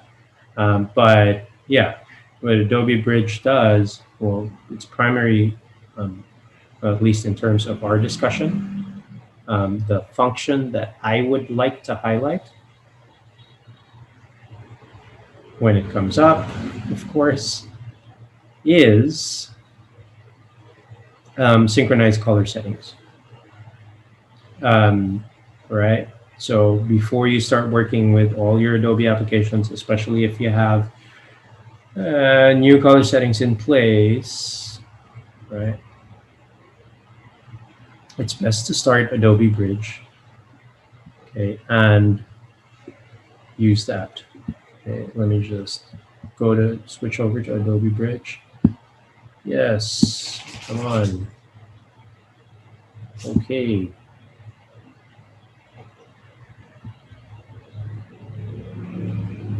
Sorry, InDesign and Photoshop and Illustrator just decided to update yesterday. Okay, so this is Adobe Bridge. All right. If you haven't used it before, Sir, we're still seeing InDesign. still seeing InDesign because I'm sharing only InDesign. Great, thank you for letting me know. Let me share and go to Bridge, share. Yes, see Bridge now? Yep, good. All right, so this is Bridge. The only part that I'm going to talk about is this. Edit, right? And you go to color settings. Okay. When you switch over there, it'll tell you if your color settings are synchronized. If they aren't, you can synchronize. It's going to give you an option to synchronize the button or synchronize your color settings. You can then choose your preferred color settings and then click apply. It's going to sync all your color settings across all Adobe applications. That way you don't have to go launch Illustrator, remember what color settings you were using. Okay, just choose one, apply, it synchronizes them all. Okay, and that's the easiest way to work with or getting, or at least putting in measures to guarantee the same color settings all throughout the document. Okay, so that said, all right. Okay, now let me just close Adobe Bridge and share InDesign again. Can you guys hear me fine? Yeah, clear? Cool. Yep. All right, good. Okay, back to InDesign. So we've figured out our color settings, okay? And working with color in InDesign, what else can we do? I've shown this in my basic class, the most recent one that I had, but there is another feature in InDesign that lets you create colors, right? And access color themes. So let me just start a new document here.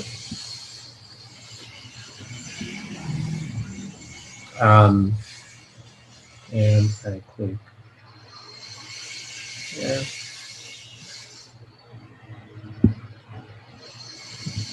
Right. So let's say I'm doing a layout, right? And what I want to do is I want to import the photo that I'm going to use for my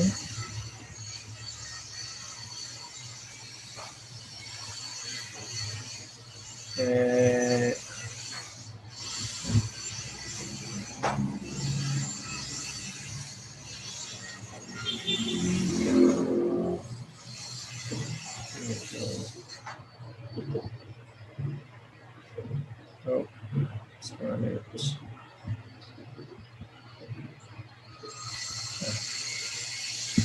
I'll use this. Okay, so yeah, we can use this.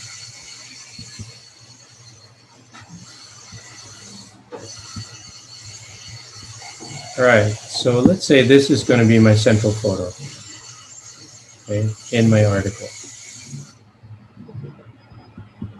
All right, so that thing there is what we are going to use. Now, I want to theme my colors in my document to the central photo. So I'll just pick up the color theme tool and I sample all the colors available. What that'll do, what it should have done, is picked up all the available colors and opened up a little panel right here. Okay, so it's picked up the blacks, the blues, right? And it also picked up, and I can apply different themes, bright, dark, deep, muted.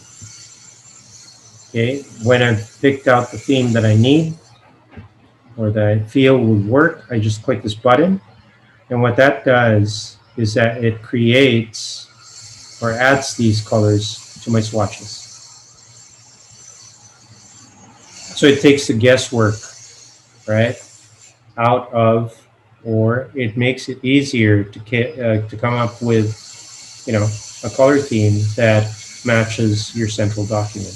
So even your swatches and your colors that you apply are based on and married to your central photo. Cool? Okay. So that's the color theme tool. Okay. What else can we do with InDesign? What else can InDesign do for us when it comes to working with color? Okay, so let me just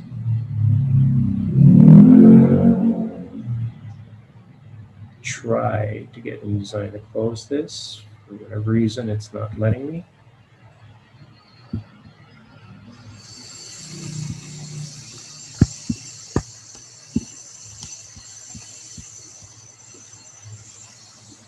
Okay. Now, what else can we do when it comes to working with color? So if you go to Window, Color, and we choose Color Themes, what this does is it opens up the Color Themes panel, and it shows us a color wheel. You can create your color themes with this color wheel and save it. Okay. Or if you have a central color in mind, you can go ahead and choose Explore. All right. So other people all over the world have actually worked on color themes, and you can access theirs. So nice color theme for Happy Mother's Day based on the Louvre. Some darker colors for something muted and sleepy, and or you can search by keyword. So something I would have difficulty with, fuchsia, for example. If I type in fuchsia and I need to come up with a color theme that runs around fuchsia, there's hundreds.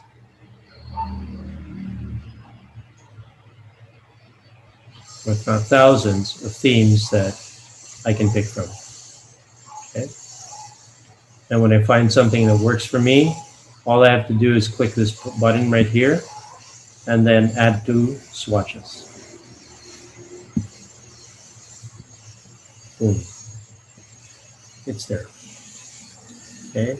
Now, thing is, if you use this, it adds it as an RGB swatch.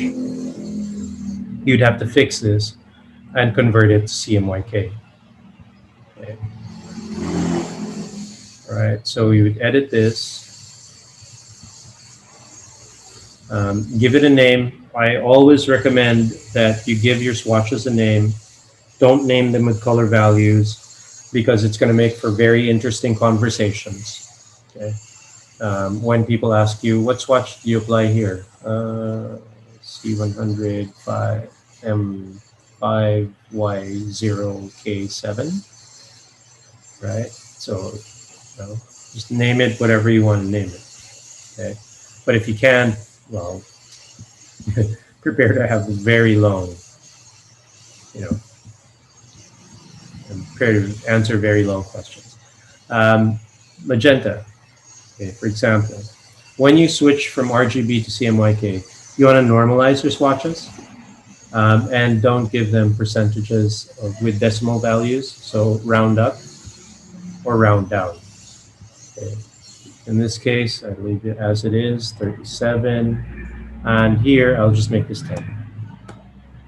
And I click on OK. Okay, and you can do the same for the rest. Take out the decimal values by editing the swatch, double click, right? No decimal values. Oh, sorry, I double clicked the wrong one. Bingo. RGB and make this CMYK.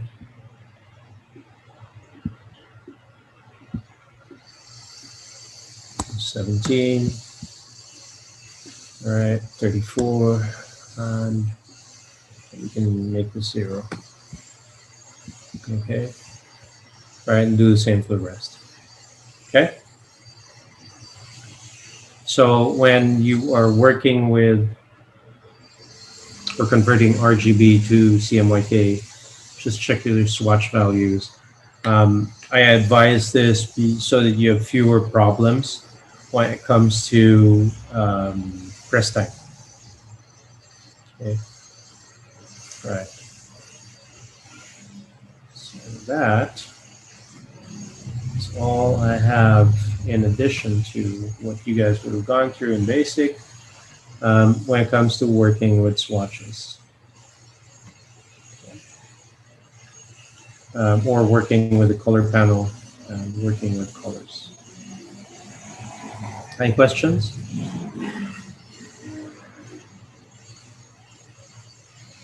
Okay. Right.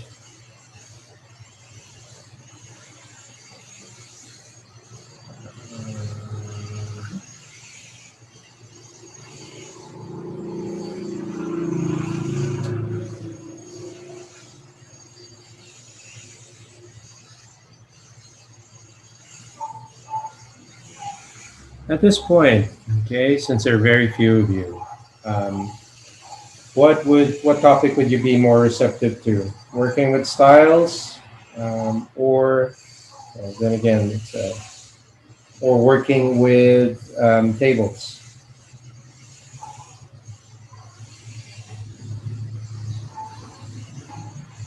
Question to the group. Styles. Styles. Okay. Yeah. All right. Styles then. Okay. So you would have, character, paragraph. Did you guys hear that loud motorcycle? No. Yeah. Yeah, you did? Okay. Right. I have noise reduction already. Okay. That was really loud. Sorry. Um, but yeah. Okay. Styles. Right. So when working with InDesign, there are several styles that you can work with. Okay. You have paragraph, character styles, object styles. I've shown you. Okay. And then you can work with table and cell styles. Okay. Table and cell styles apply to or are used for creating consistent format across tables. Okay, and across the tables in InDesign. We're going to save that for some other time when we start working in tables with our tables. Okay. Now, creating paragraph styles should be a skill that you guys already have, right? I advise that you work with paragraph styles so it's easier to manage your document, manage your fonts, and it allows you to create consistent copy or create consistent format and create a coherent document. One thing I'd like to show you though is something called nested styles. Okay, and you remember this, and some of you, or most of you, would remember the exercise from last time we met. Okay, we actually used this document and came up with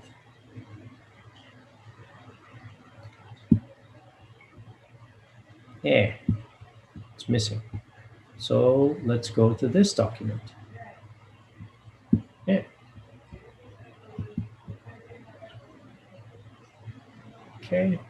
So Yeah, this document uses styles, right? We have your paragraph styles.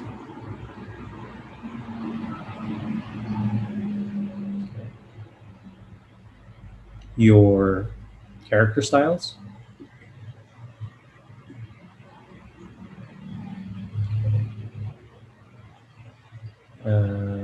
character styles right here, company name, table and cell styles were created here, okay? But yeah, and to create character styles, you format your characters, apply, and create a character style from it, okay?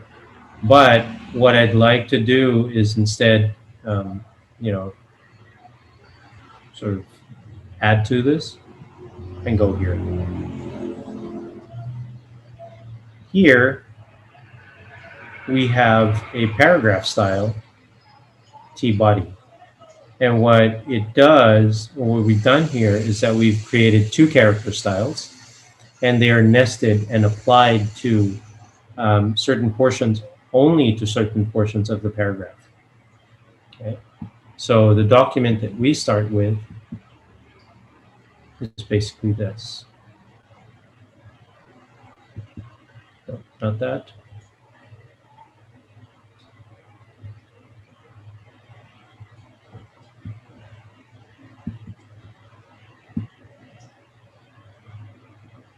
Okay.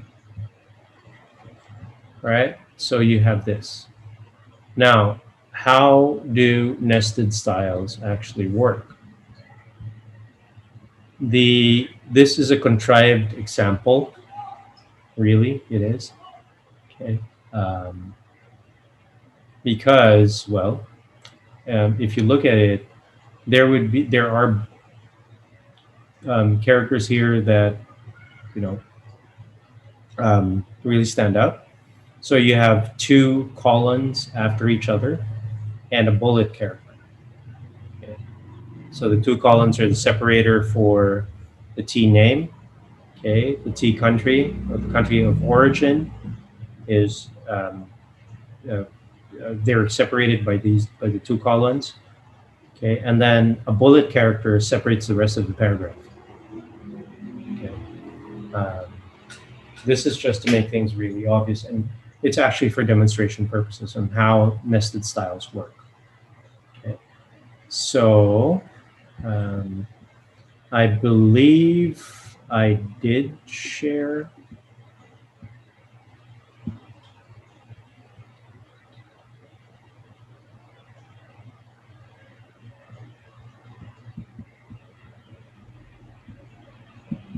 Yeah, lesson file styles. I did share. Christine and John and Rain, you would still have this if you were able to download the assets. So Francis, if you could just download the lesson file styles from the Google Classroom. While you're doing that, I'm just clean up things here. All right, once you have the styles downloaded, please open the start file. And we are going to start working on it.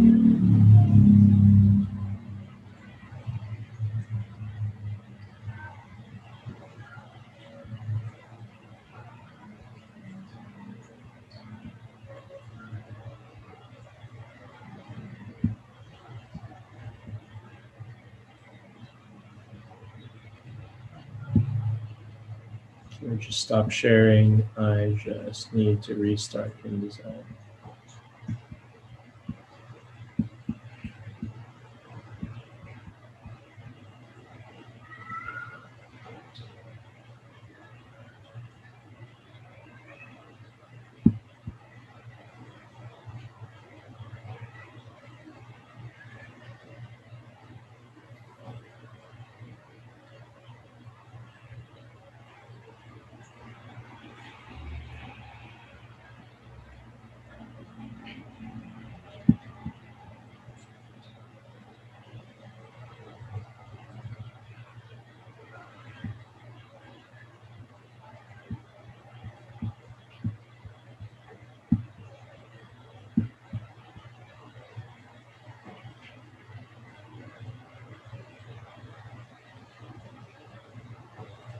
Okay. Right. Hopefully you've already downloaded it, Francis. Yes. Good. Okay. Right. So could you open the file, please? Could everyone open the file? Okay. And we're going to start working on this. Right.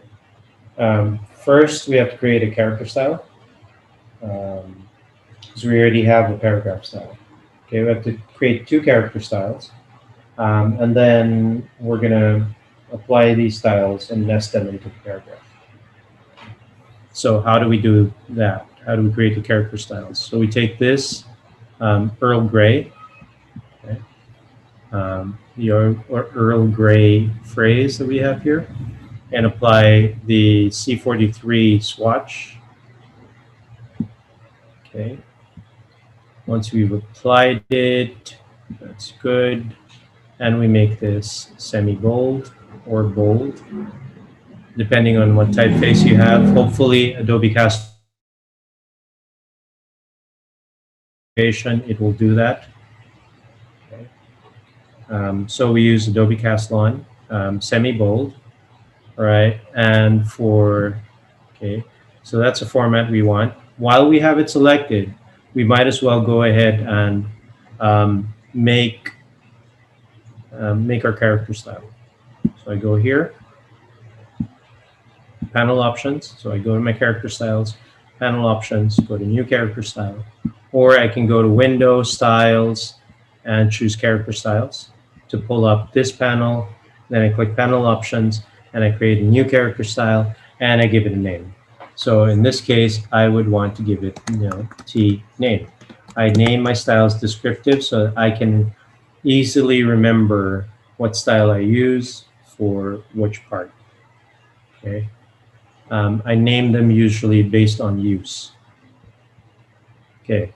Now, because we're creating our style and from existing format, we want to make sure to check this box right here.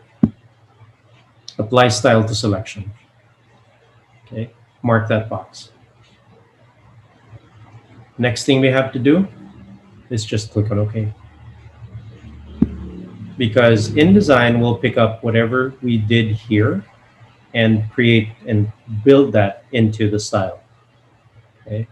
Then we will, okay. So let's go ahead and do that to this document, please. So share your screens, please. Let me stop mine.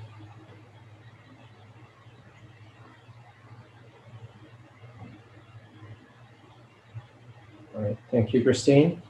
So highlight that. We want to make that burgundy. So let's choose the type to the, no, just for one. We don't have to do it for all. Okay, so if you've done it for Earl Grey, that's great. Can you just show me? So we have your character style. Great, thank you. John? Yeah, good, perfect. Thank you, Christine. John, you've done it. Said semi-bold. Yes, it is. Character style is there. All right, good. All right, now Francis.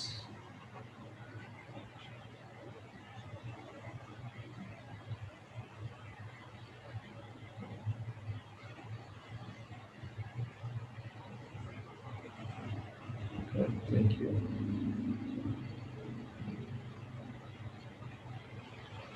You're missing fonts. That's why everything's peach.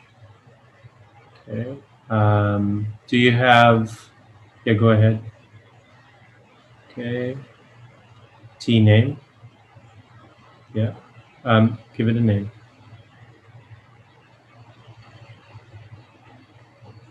Good. Click on OK. All right. So yeah, when you get something like this, that means you're missing fonts. You probably have your preference to auto activate fonts off, right? So how do we do this? Yeah. So go ahead, preferences, type. Yeah. Yeah. Um, let's try type first. Okay. And it is not there. So let's go to general. Like you were thinking earlier. Could you click on general, please? Are you connected to your Adobe ID account? Use legacy. Yes. Okay, good. So go ahead and click cancel. Instead, let's see.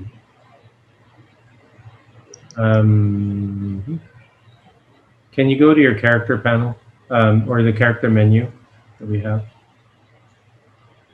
um, in the control panel here, Uh, where you see Adobe Caslon? Wait. Yeah. Sorry, let me annotate. Sorry, wait. My connection is unstable. Okay. Oh, okay. So could you stop sharing? All right. So let's come back to this. Let's circle back to this. Okay. Okay. All right. John, we're set. We're good. So yeah, you can stop sharing. Okay. Let me start sharing my screen.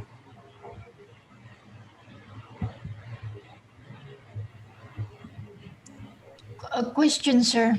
Sure. If is there a copy, like without defining the styles, is there a way to uh, apply the styles without, I mean, defining the styles, kind of like a format painter in Word? Yes, there is. Okay. I wouldn't suggest that you do or that you use that. Really, with InDesign, it's always best to define your styles. But if you're forced to, okay, pick up the eyedropper. Okay. Click on the copy that you want to replicate and just highlight the copy you want to apply it to. It makes it, or it picks up the format. Okay. InDesign's eyedropper is different from all Adobe application eyedroppers that way. Okay. So Thank you, again, sir. you're welcome. All right. So you switch over to your eyedropper tool. Okay. Pick up the copy. Sorry, I had it selected. That's why I was in that paragraph. And it automatically picked up the paragraph style and applied it to all the paragraphs that I had. Okay, so I unload this. All right, I load it and see how it applies it right away to the entire paragraph. Okay, let me unload and deselect everything. I'll pick this up and let's say I want to apply it to just, to other copy that I have in my document. So here, for example, right? So that's your format painter equivalent in InDesign. But nothing beats styles, please. Okay. Maybe we can have a look at your fonts later, Francis. But let's proceed with creating the nested style. Okay. So type tool, I highlight Sri Lanka, and I would then make this italic. It's there, right? Let me highlight the phrase again or the country name. And then I would go to character styles, new character style. Apply style selections check, good to go. Go ahead and give it a name. T country is what I would name it. Click on OK, all set. Right, now we're looking at Ray, Sri Lanka, good to go. And now, what paragraph style is applied to this paragraph? So if I go to my, if I stay in that paragraph, go to my paragraph styles panel, I'll see the T body is set up. So I right click on this and I choose to edit. please avoid double clicking the style to edit the style.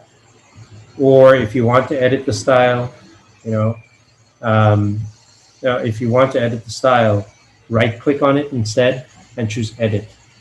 Okay, because sometimes we have a blinking and we have an insertion point where it's supposed to go. And if we double click, it applies that style to where we have it, where we have that insertion point. So in this case, we're just going to edit the T body. Don't want it to apply to anything that it isn't applied to. So I right click, choose edit, okay? And then I'll ignore everything and ignore and then shut everything out except for this, drop caps and nested styles. Okay. In the nested styles panel, I would click new nested style,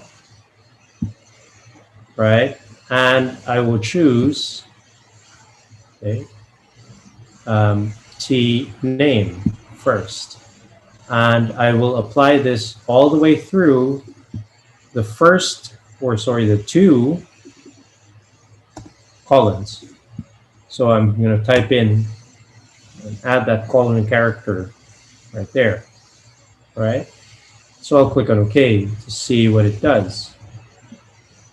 And it's applied, as you can see, Ceylon Kenmare Estate, Darjeeling Margaret's Hope now shows with the burgundy swatch. It's no longer black. Okay. Now, for this format to apply to the names, the countries, I will need to copy this bullet character. And I will edit T body again. And I would go drop caps and nested styles, new nested style, right? And go T names, T country this time, right? And I would then, okay, say up to the first bullet. Okay, I wasn't able to copy it correctly or successfully, so let me cancel that. All right, highlight this, copy again, multiple times this time. Right click, edit T body, go back here. Okay, new, and we want to choose T country. This time up to, because I wanted to stop at the bullet character and apply and stop applying italics. So I'll just paste and I click on OK. Now everything is formatted that way. All right. So I'd like everyone to start editing. Since we already have the, go ahead and create the character style for T country if you haven't already. So go ahead and do that. And let's go in, and if you have that character style, go ahead and edit T body. Right. Apply a new nested style, which applies the T name. Sorry, yes, the T name. Okay. Character style first. Set it to run. Well, let me stop talking. Let me just show you what I have set up here. There. So do this one first. T name through two colons. The colon character you have to type in, right? And then for T country, after you've done the first one, click on OK, and then we'll do the second one after.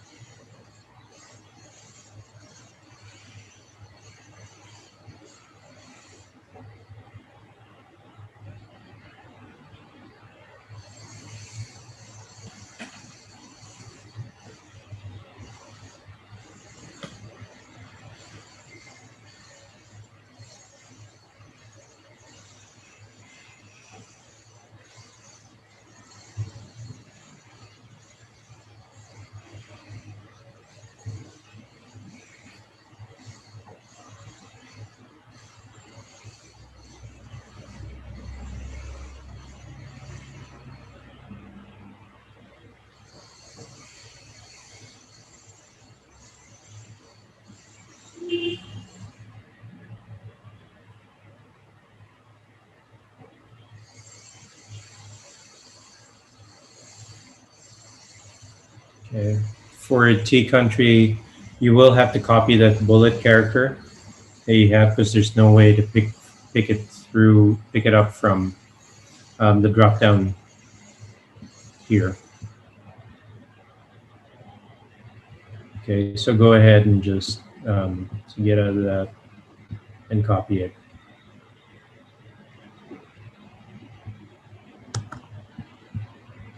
And then go back to edit.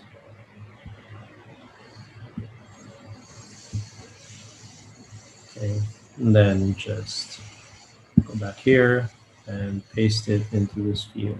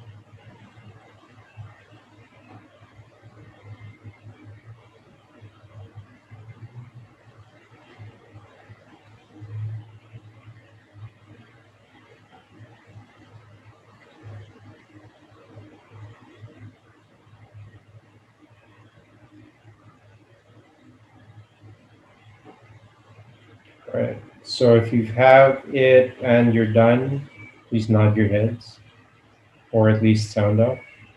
Done. Okay. Francis, did it work for you?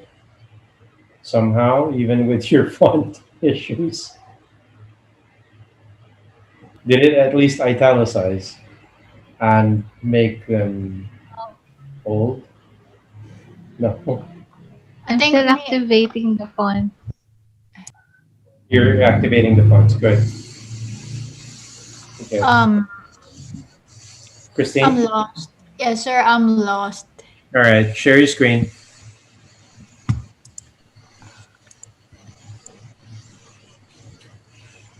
Where are we? Oh, okay. All right. So let's go to. All right. I decided to use this Different. It's fine. touch because okay. Okay. Now there is peach highlight there. That's fine. But yeah. So this. Okay. What character? Can you flip over to your character styles? Oh, I'm sorry. I'm sorry. Okay, character styles. Yep. Good. So T country. All right. Cool. Okay. Now let's go over to paragraph styles. Okay. Before we get into and edit this, could you highlight the bullet character that we have in our copy? Yeah. Copy that, please. Control C on your keyboard. Oop. No. Don't take the extra. Don't take the space. Just the bullet character. Okay. All right. Good. Control Now C. copy. Yep. All right. Now right click on T body, the style. Edit. Perfect. Let's go into drop caps. Okay. Yes. This through 2. Yeah. Change that to 2. Good. Now click new nested style. Okay. T country. Yeah. So do okay. Oh, sorry. That's why. Change your where it says T country in the first line. Change that to T name. Okay. T country there.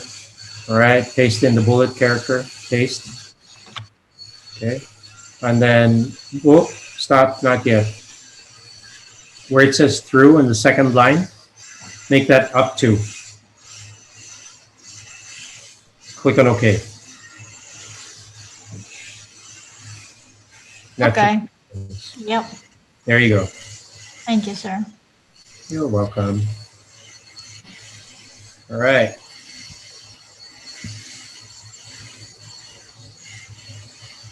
Cool.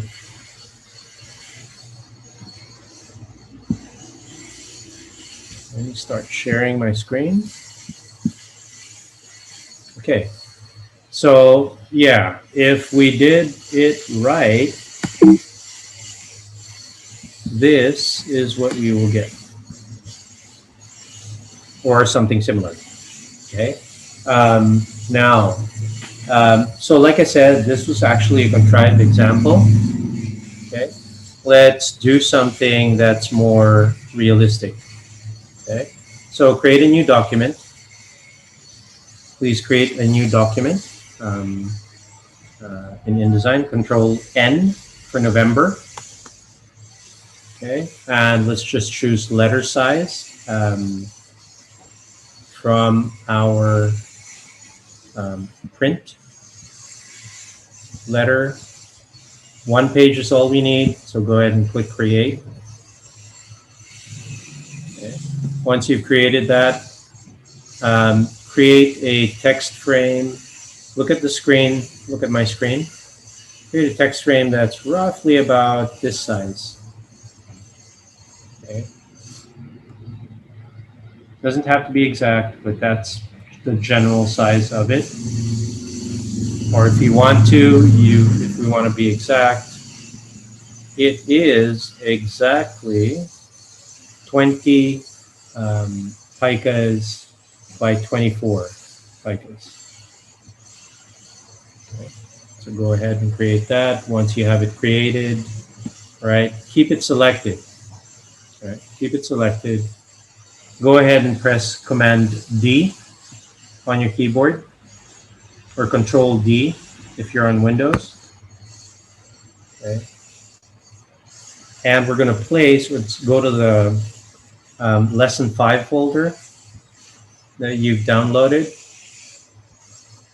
Okay, in my case, I would have to go to Documents, and I have to go to Books, Lessons, Lesson 5. And pick up the local stats document.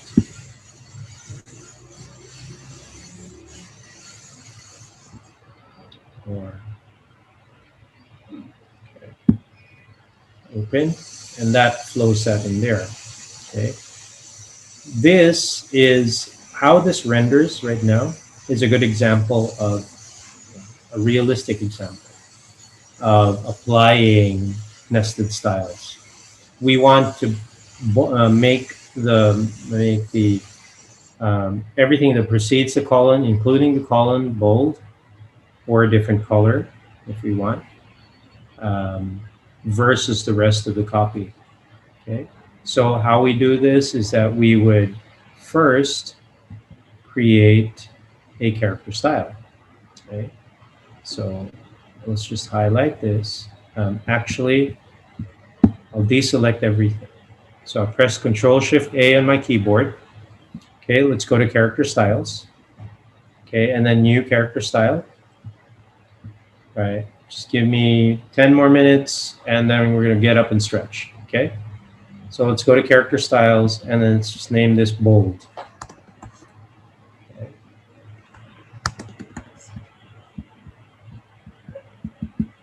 Glitching on me, Mr. InDesign. There we go. All right, and we go to basic character formats. We won't change anything else except the font style. And we will choose bold as our style. The very first instance that you see of bold, pick it, use that. Click on OK. All right, so we have a character style now. Now what I'd like everyone to do is highlight all the copy, all right? And let's change it from Times New Roman to whatever typeface you want. Okay. I'm just going to choose Avenir here on my end. Okay, and for the style, we make it all regular. Okay, or in this case, in my case, because I chose Avenir, I'll choose book. Okay, what that does is it clears out every format, everything, even the bold format.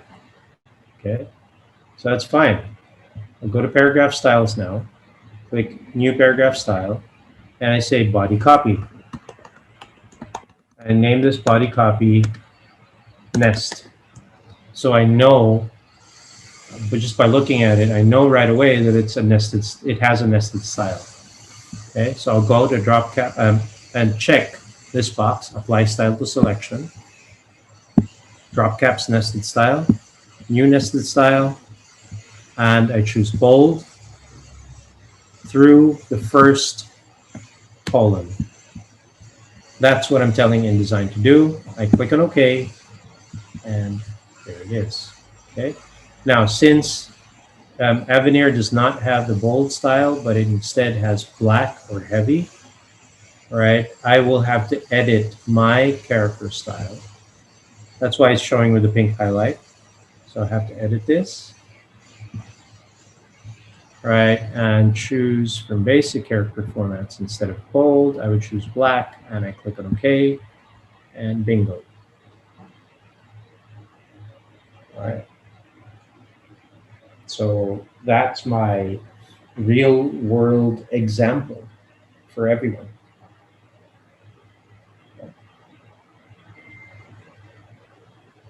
All right. So nested styles, they're there. Whichever characters you see that you can tie everything into, you know, it actually beats having to apply the character style over and over and over again, right? So yeah.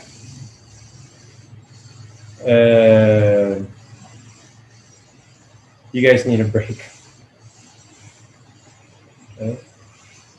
I mean, why don't we take our the break scheduled originally for 6:30 now?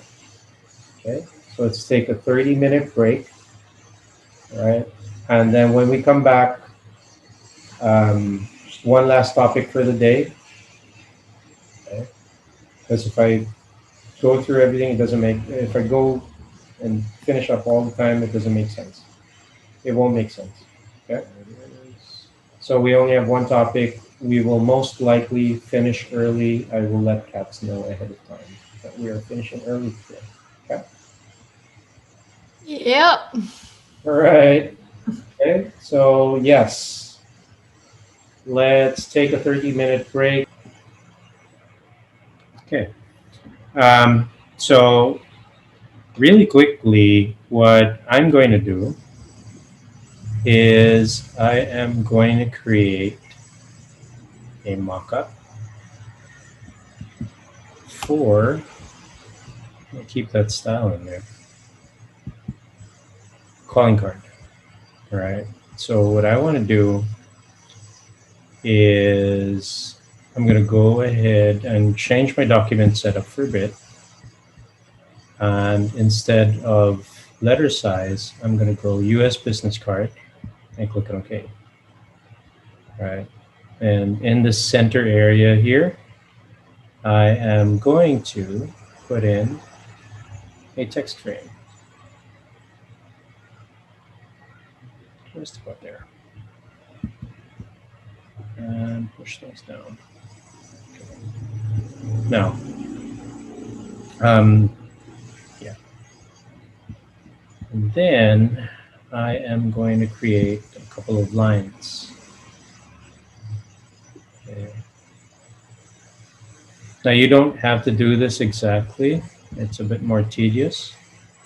But I also, because, well, this is the quickest way for me to demonstrate the next topic that I have, which is data merge. Who among you are familiar with mail merge in Word or Office? Okay. Basically, what that does is it lets you take whatever you have in a CSV file or a comma separated values file into an InDesign document into pre-selected fields. Very similar to what XML does. Okay. Now, so I've set that up, and I will go back to document setup, and I'll choose letter size again. Okay, so I'm back there. Take all this, put that up here. All right, and just tidy up. Well, this will do. Rough guides. All right, so I'll go ahead and change my stroke weight for all of them to hairline, 0.25 points. I'll take this, just write that over there. Correct that. Good to go. Okay. All right. So I have a frame here. It's a type frame. Okay. And I have a rough mock-up for calling card. Okay. Now, I also have asked all of you to download that CSV file, right? Okay, and that CSV I left as untitled as the name. Okay, and what we're going to do is we're going to take all the names in that CSV, right, and add them to our calling card.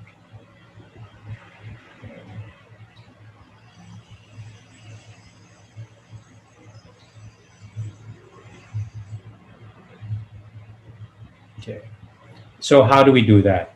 We need to get first one panel open in InDesign. So in InDesign, we would go Window, right, Utilities, and choose Data Merge. Okay, so we picked up Data Merge. Data Merge panel opens. It's this tiny little panel here, which I will tear off. Now, what do we do with Data Merge? What we will do is we'll select source. So I click the panel options and I choose select data source. Okay. And I would go to my enclosing folder. Just bear with me. There is someone at the door.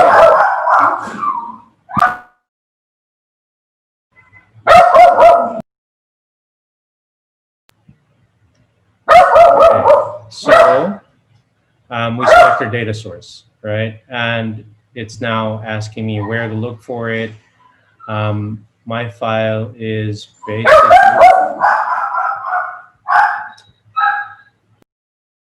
Sorry about that. Someone accepted a delivery. Dogs went nuts.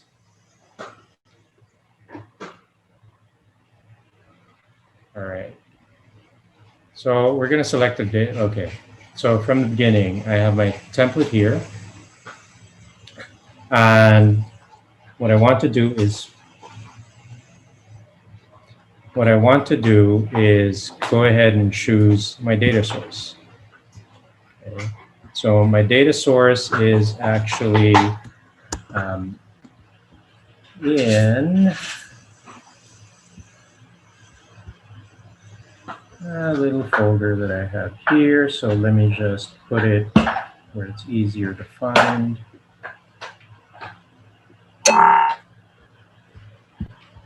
Okay, so I go to desktop, and on my desktop, I have my CSV file right here. So I'll pick that up. Notice how my data merge panel changed. It now has photo, name, email, designation, and bio. Okay. Now these are fields that I can actually add to my InDesign document. And how do I do that? Choose the type tool, click anywhere in there, click name, right? Enter. And let's say I want my email, the designation to show next. So I click designation and I press enter to go to the next line, and I would put an email. Okay. Phone number I can put in if I'd like to, but we can skip that for now. But all right, then we start formatting this how we want it to appear. So I would choose my paragraph style, which is body copy, right? And I will take out the nesting.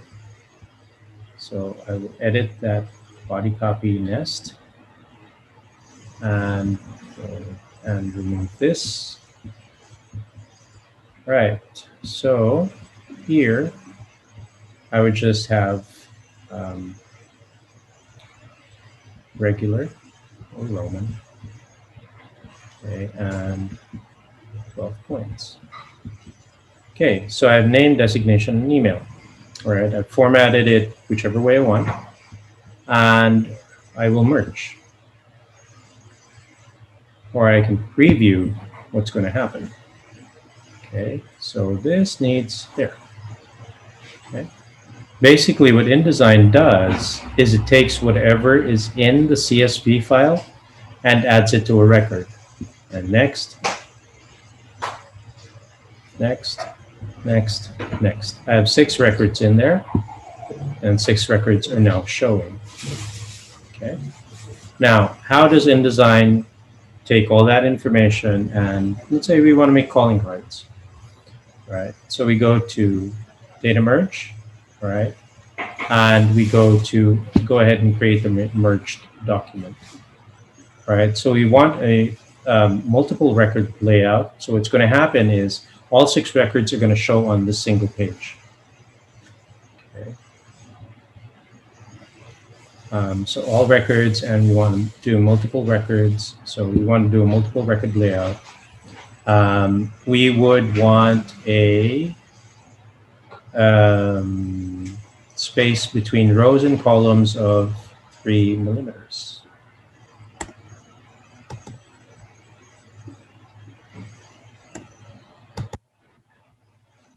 Preview that. There it is. Okay. Now we have all 6 records sitting in a single document with all the information. Okay. So that's data merge right there. All you need is a CSV file. So this works as well with pictures. Okay. So if, let's say I had pictures as part of my CSV file,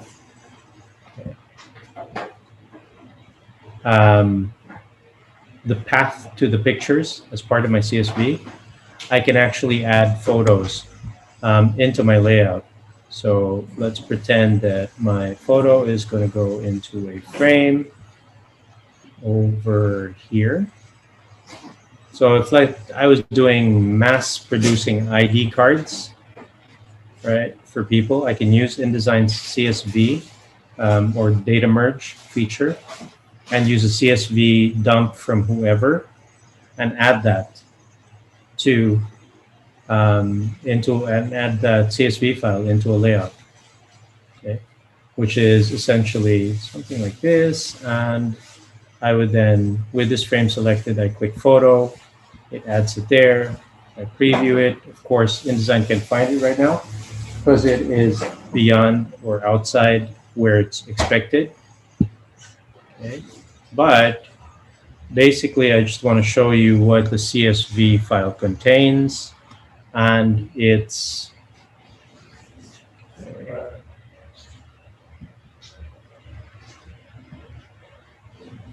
basically what it looks like. So let me stop sharing this and start sharing again and go to this.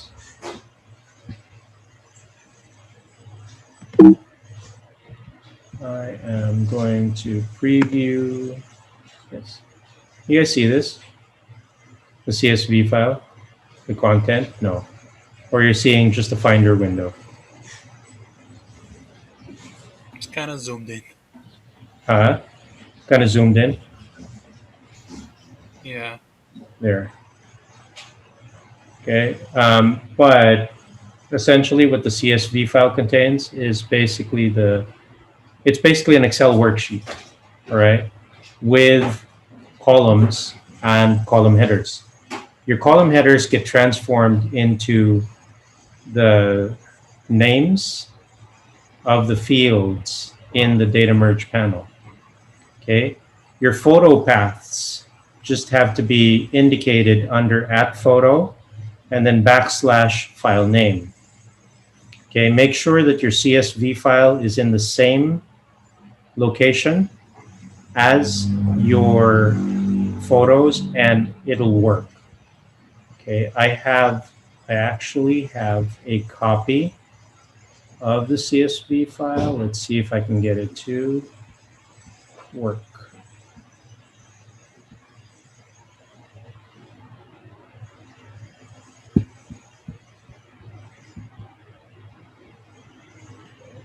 But in any case, yeah, this is where, sorry, because I have that @photo column in InDesign,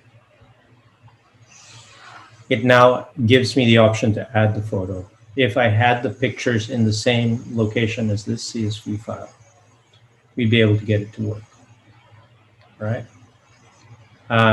What I'd like everyone to do is basically just create a single frame on a new document that's letter size. Okay.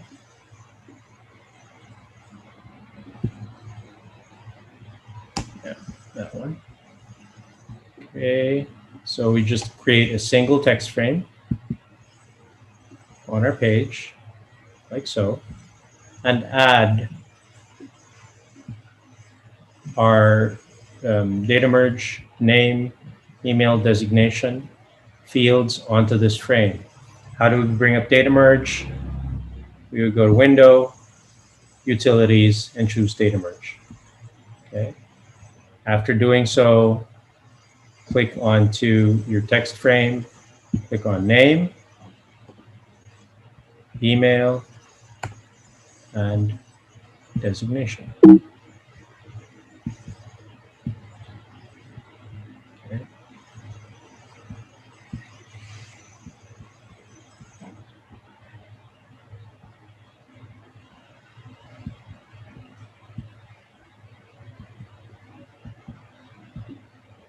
All right, format this whichever way you want. You can make it, you can just use the default font in InDesign, which is Minion. Okay. Once you have that all set, all you need to do is merge your document or preview your document to see if it actually worked. In this case, InDesign took a while to refresh. That's why you're seeing it temporarily. But yeah, if anyone needs help, share your screen, or if you're done, share your screen, please.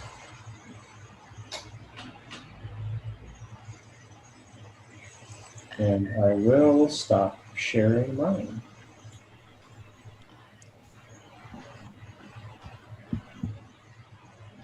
I think I need help from the beginning, sir. All right, no worries. Starting with the paragraph style with the body nest. Okay. So no worries there. Just give me a sec. John, you got it. You're good. Can you preview the rest of the records just so that... Okay. Sorry, okay, Christine. All right, Christine, we're going to simplify things. Okay. Okay. You can actually focus on what we're trying to do. So first, create your text frame. That is good. Okay, stop there. Perfect. Now let's go to Window, Utilities, okay, Data Merge. All right. That should open the Data Merge panel. And for whatever reason, I cannot. There it is. It opened off screen. Okay. Do you have the file that I uploaded just now? Yes, sir. All right. Click on Panel Options in Data Merge and click Select Data Source. Panel options in data merge. There. Good. Select Data Source. Good. And then go to where you downloaded the file. Okay, this I have trouble with this one. Okay, Choose I that. think Good. So we have our fields now, okay, or the field names. Now, with the type tool, that blinking insertion point, just double click name. Watch what happens. No. Oh. That.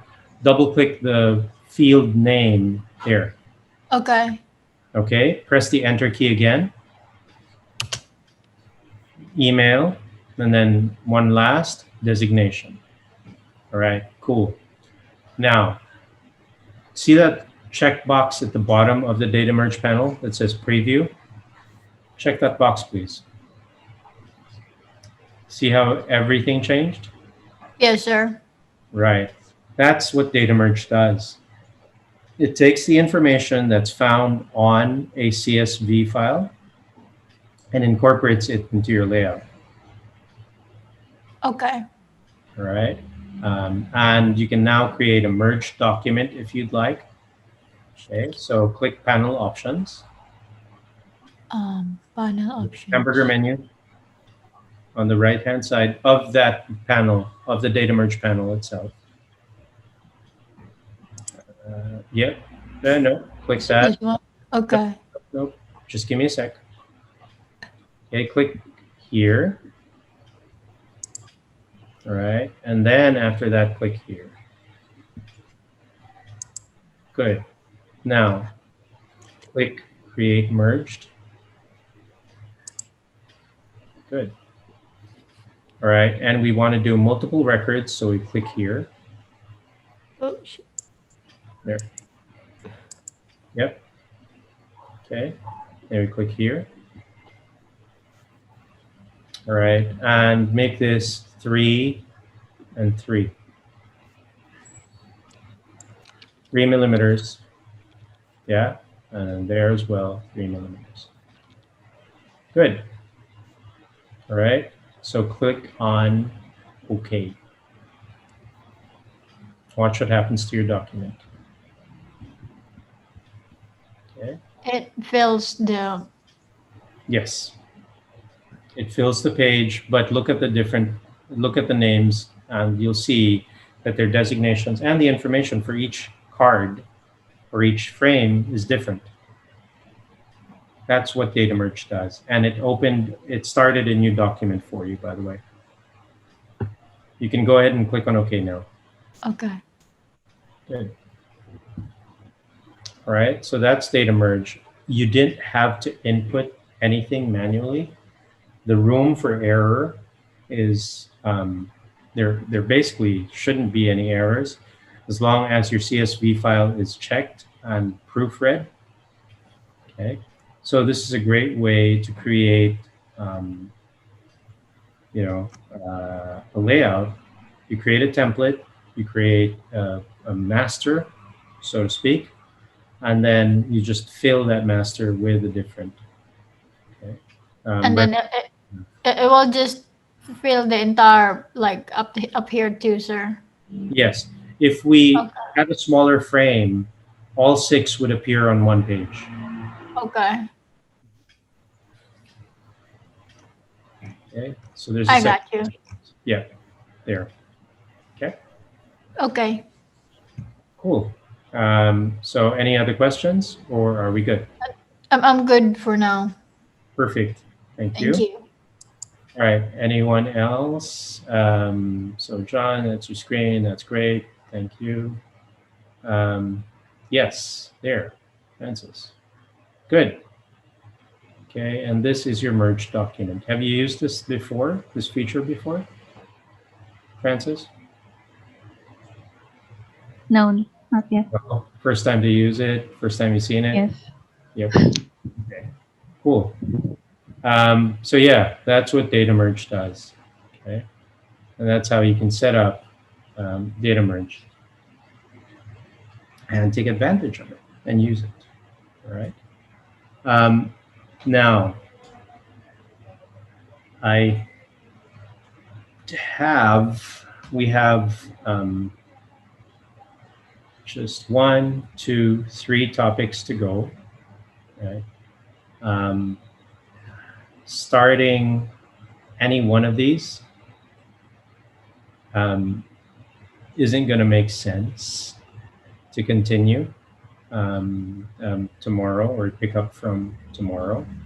So what I'd like to do, all right, Cats, unless you have any objections, or if there's any process or procedure we have to follow, what I'd like to do is end the class early, okay? And we can continue, just give me a sec. Oh yeah, you have a nice evening, get some rest, right?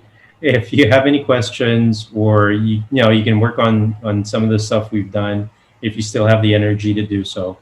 Any questions, of course, you can always post it in the Google Classroom, right? And if anything does come to mind, you know, just write it down. Okay. Catch you guys tomorrow. All right. Thank you. Okay. Thank you. Thank you. Have a nice evening.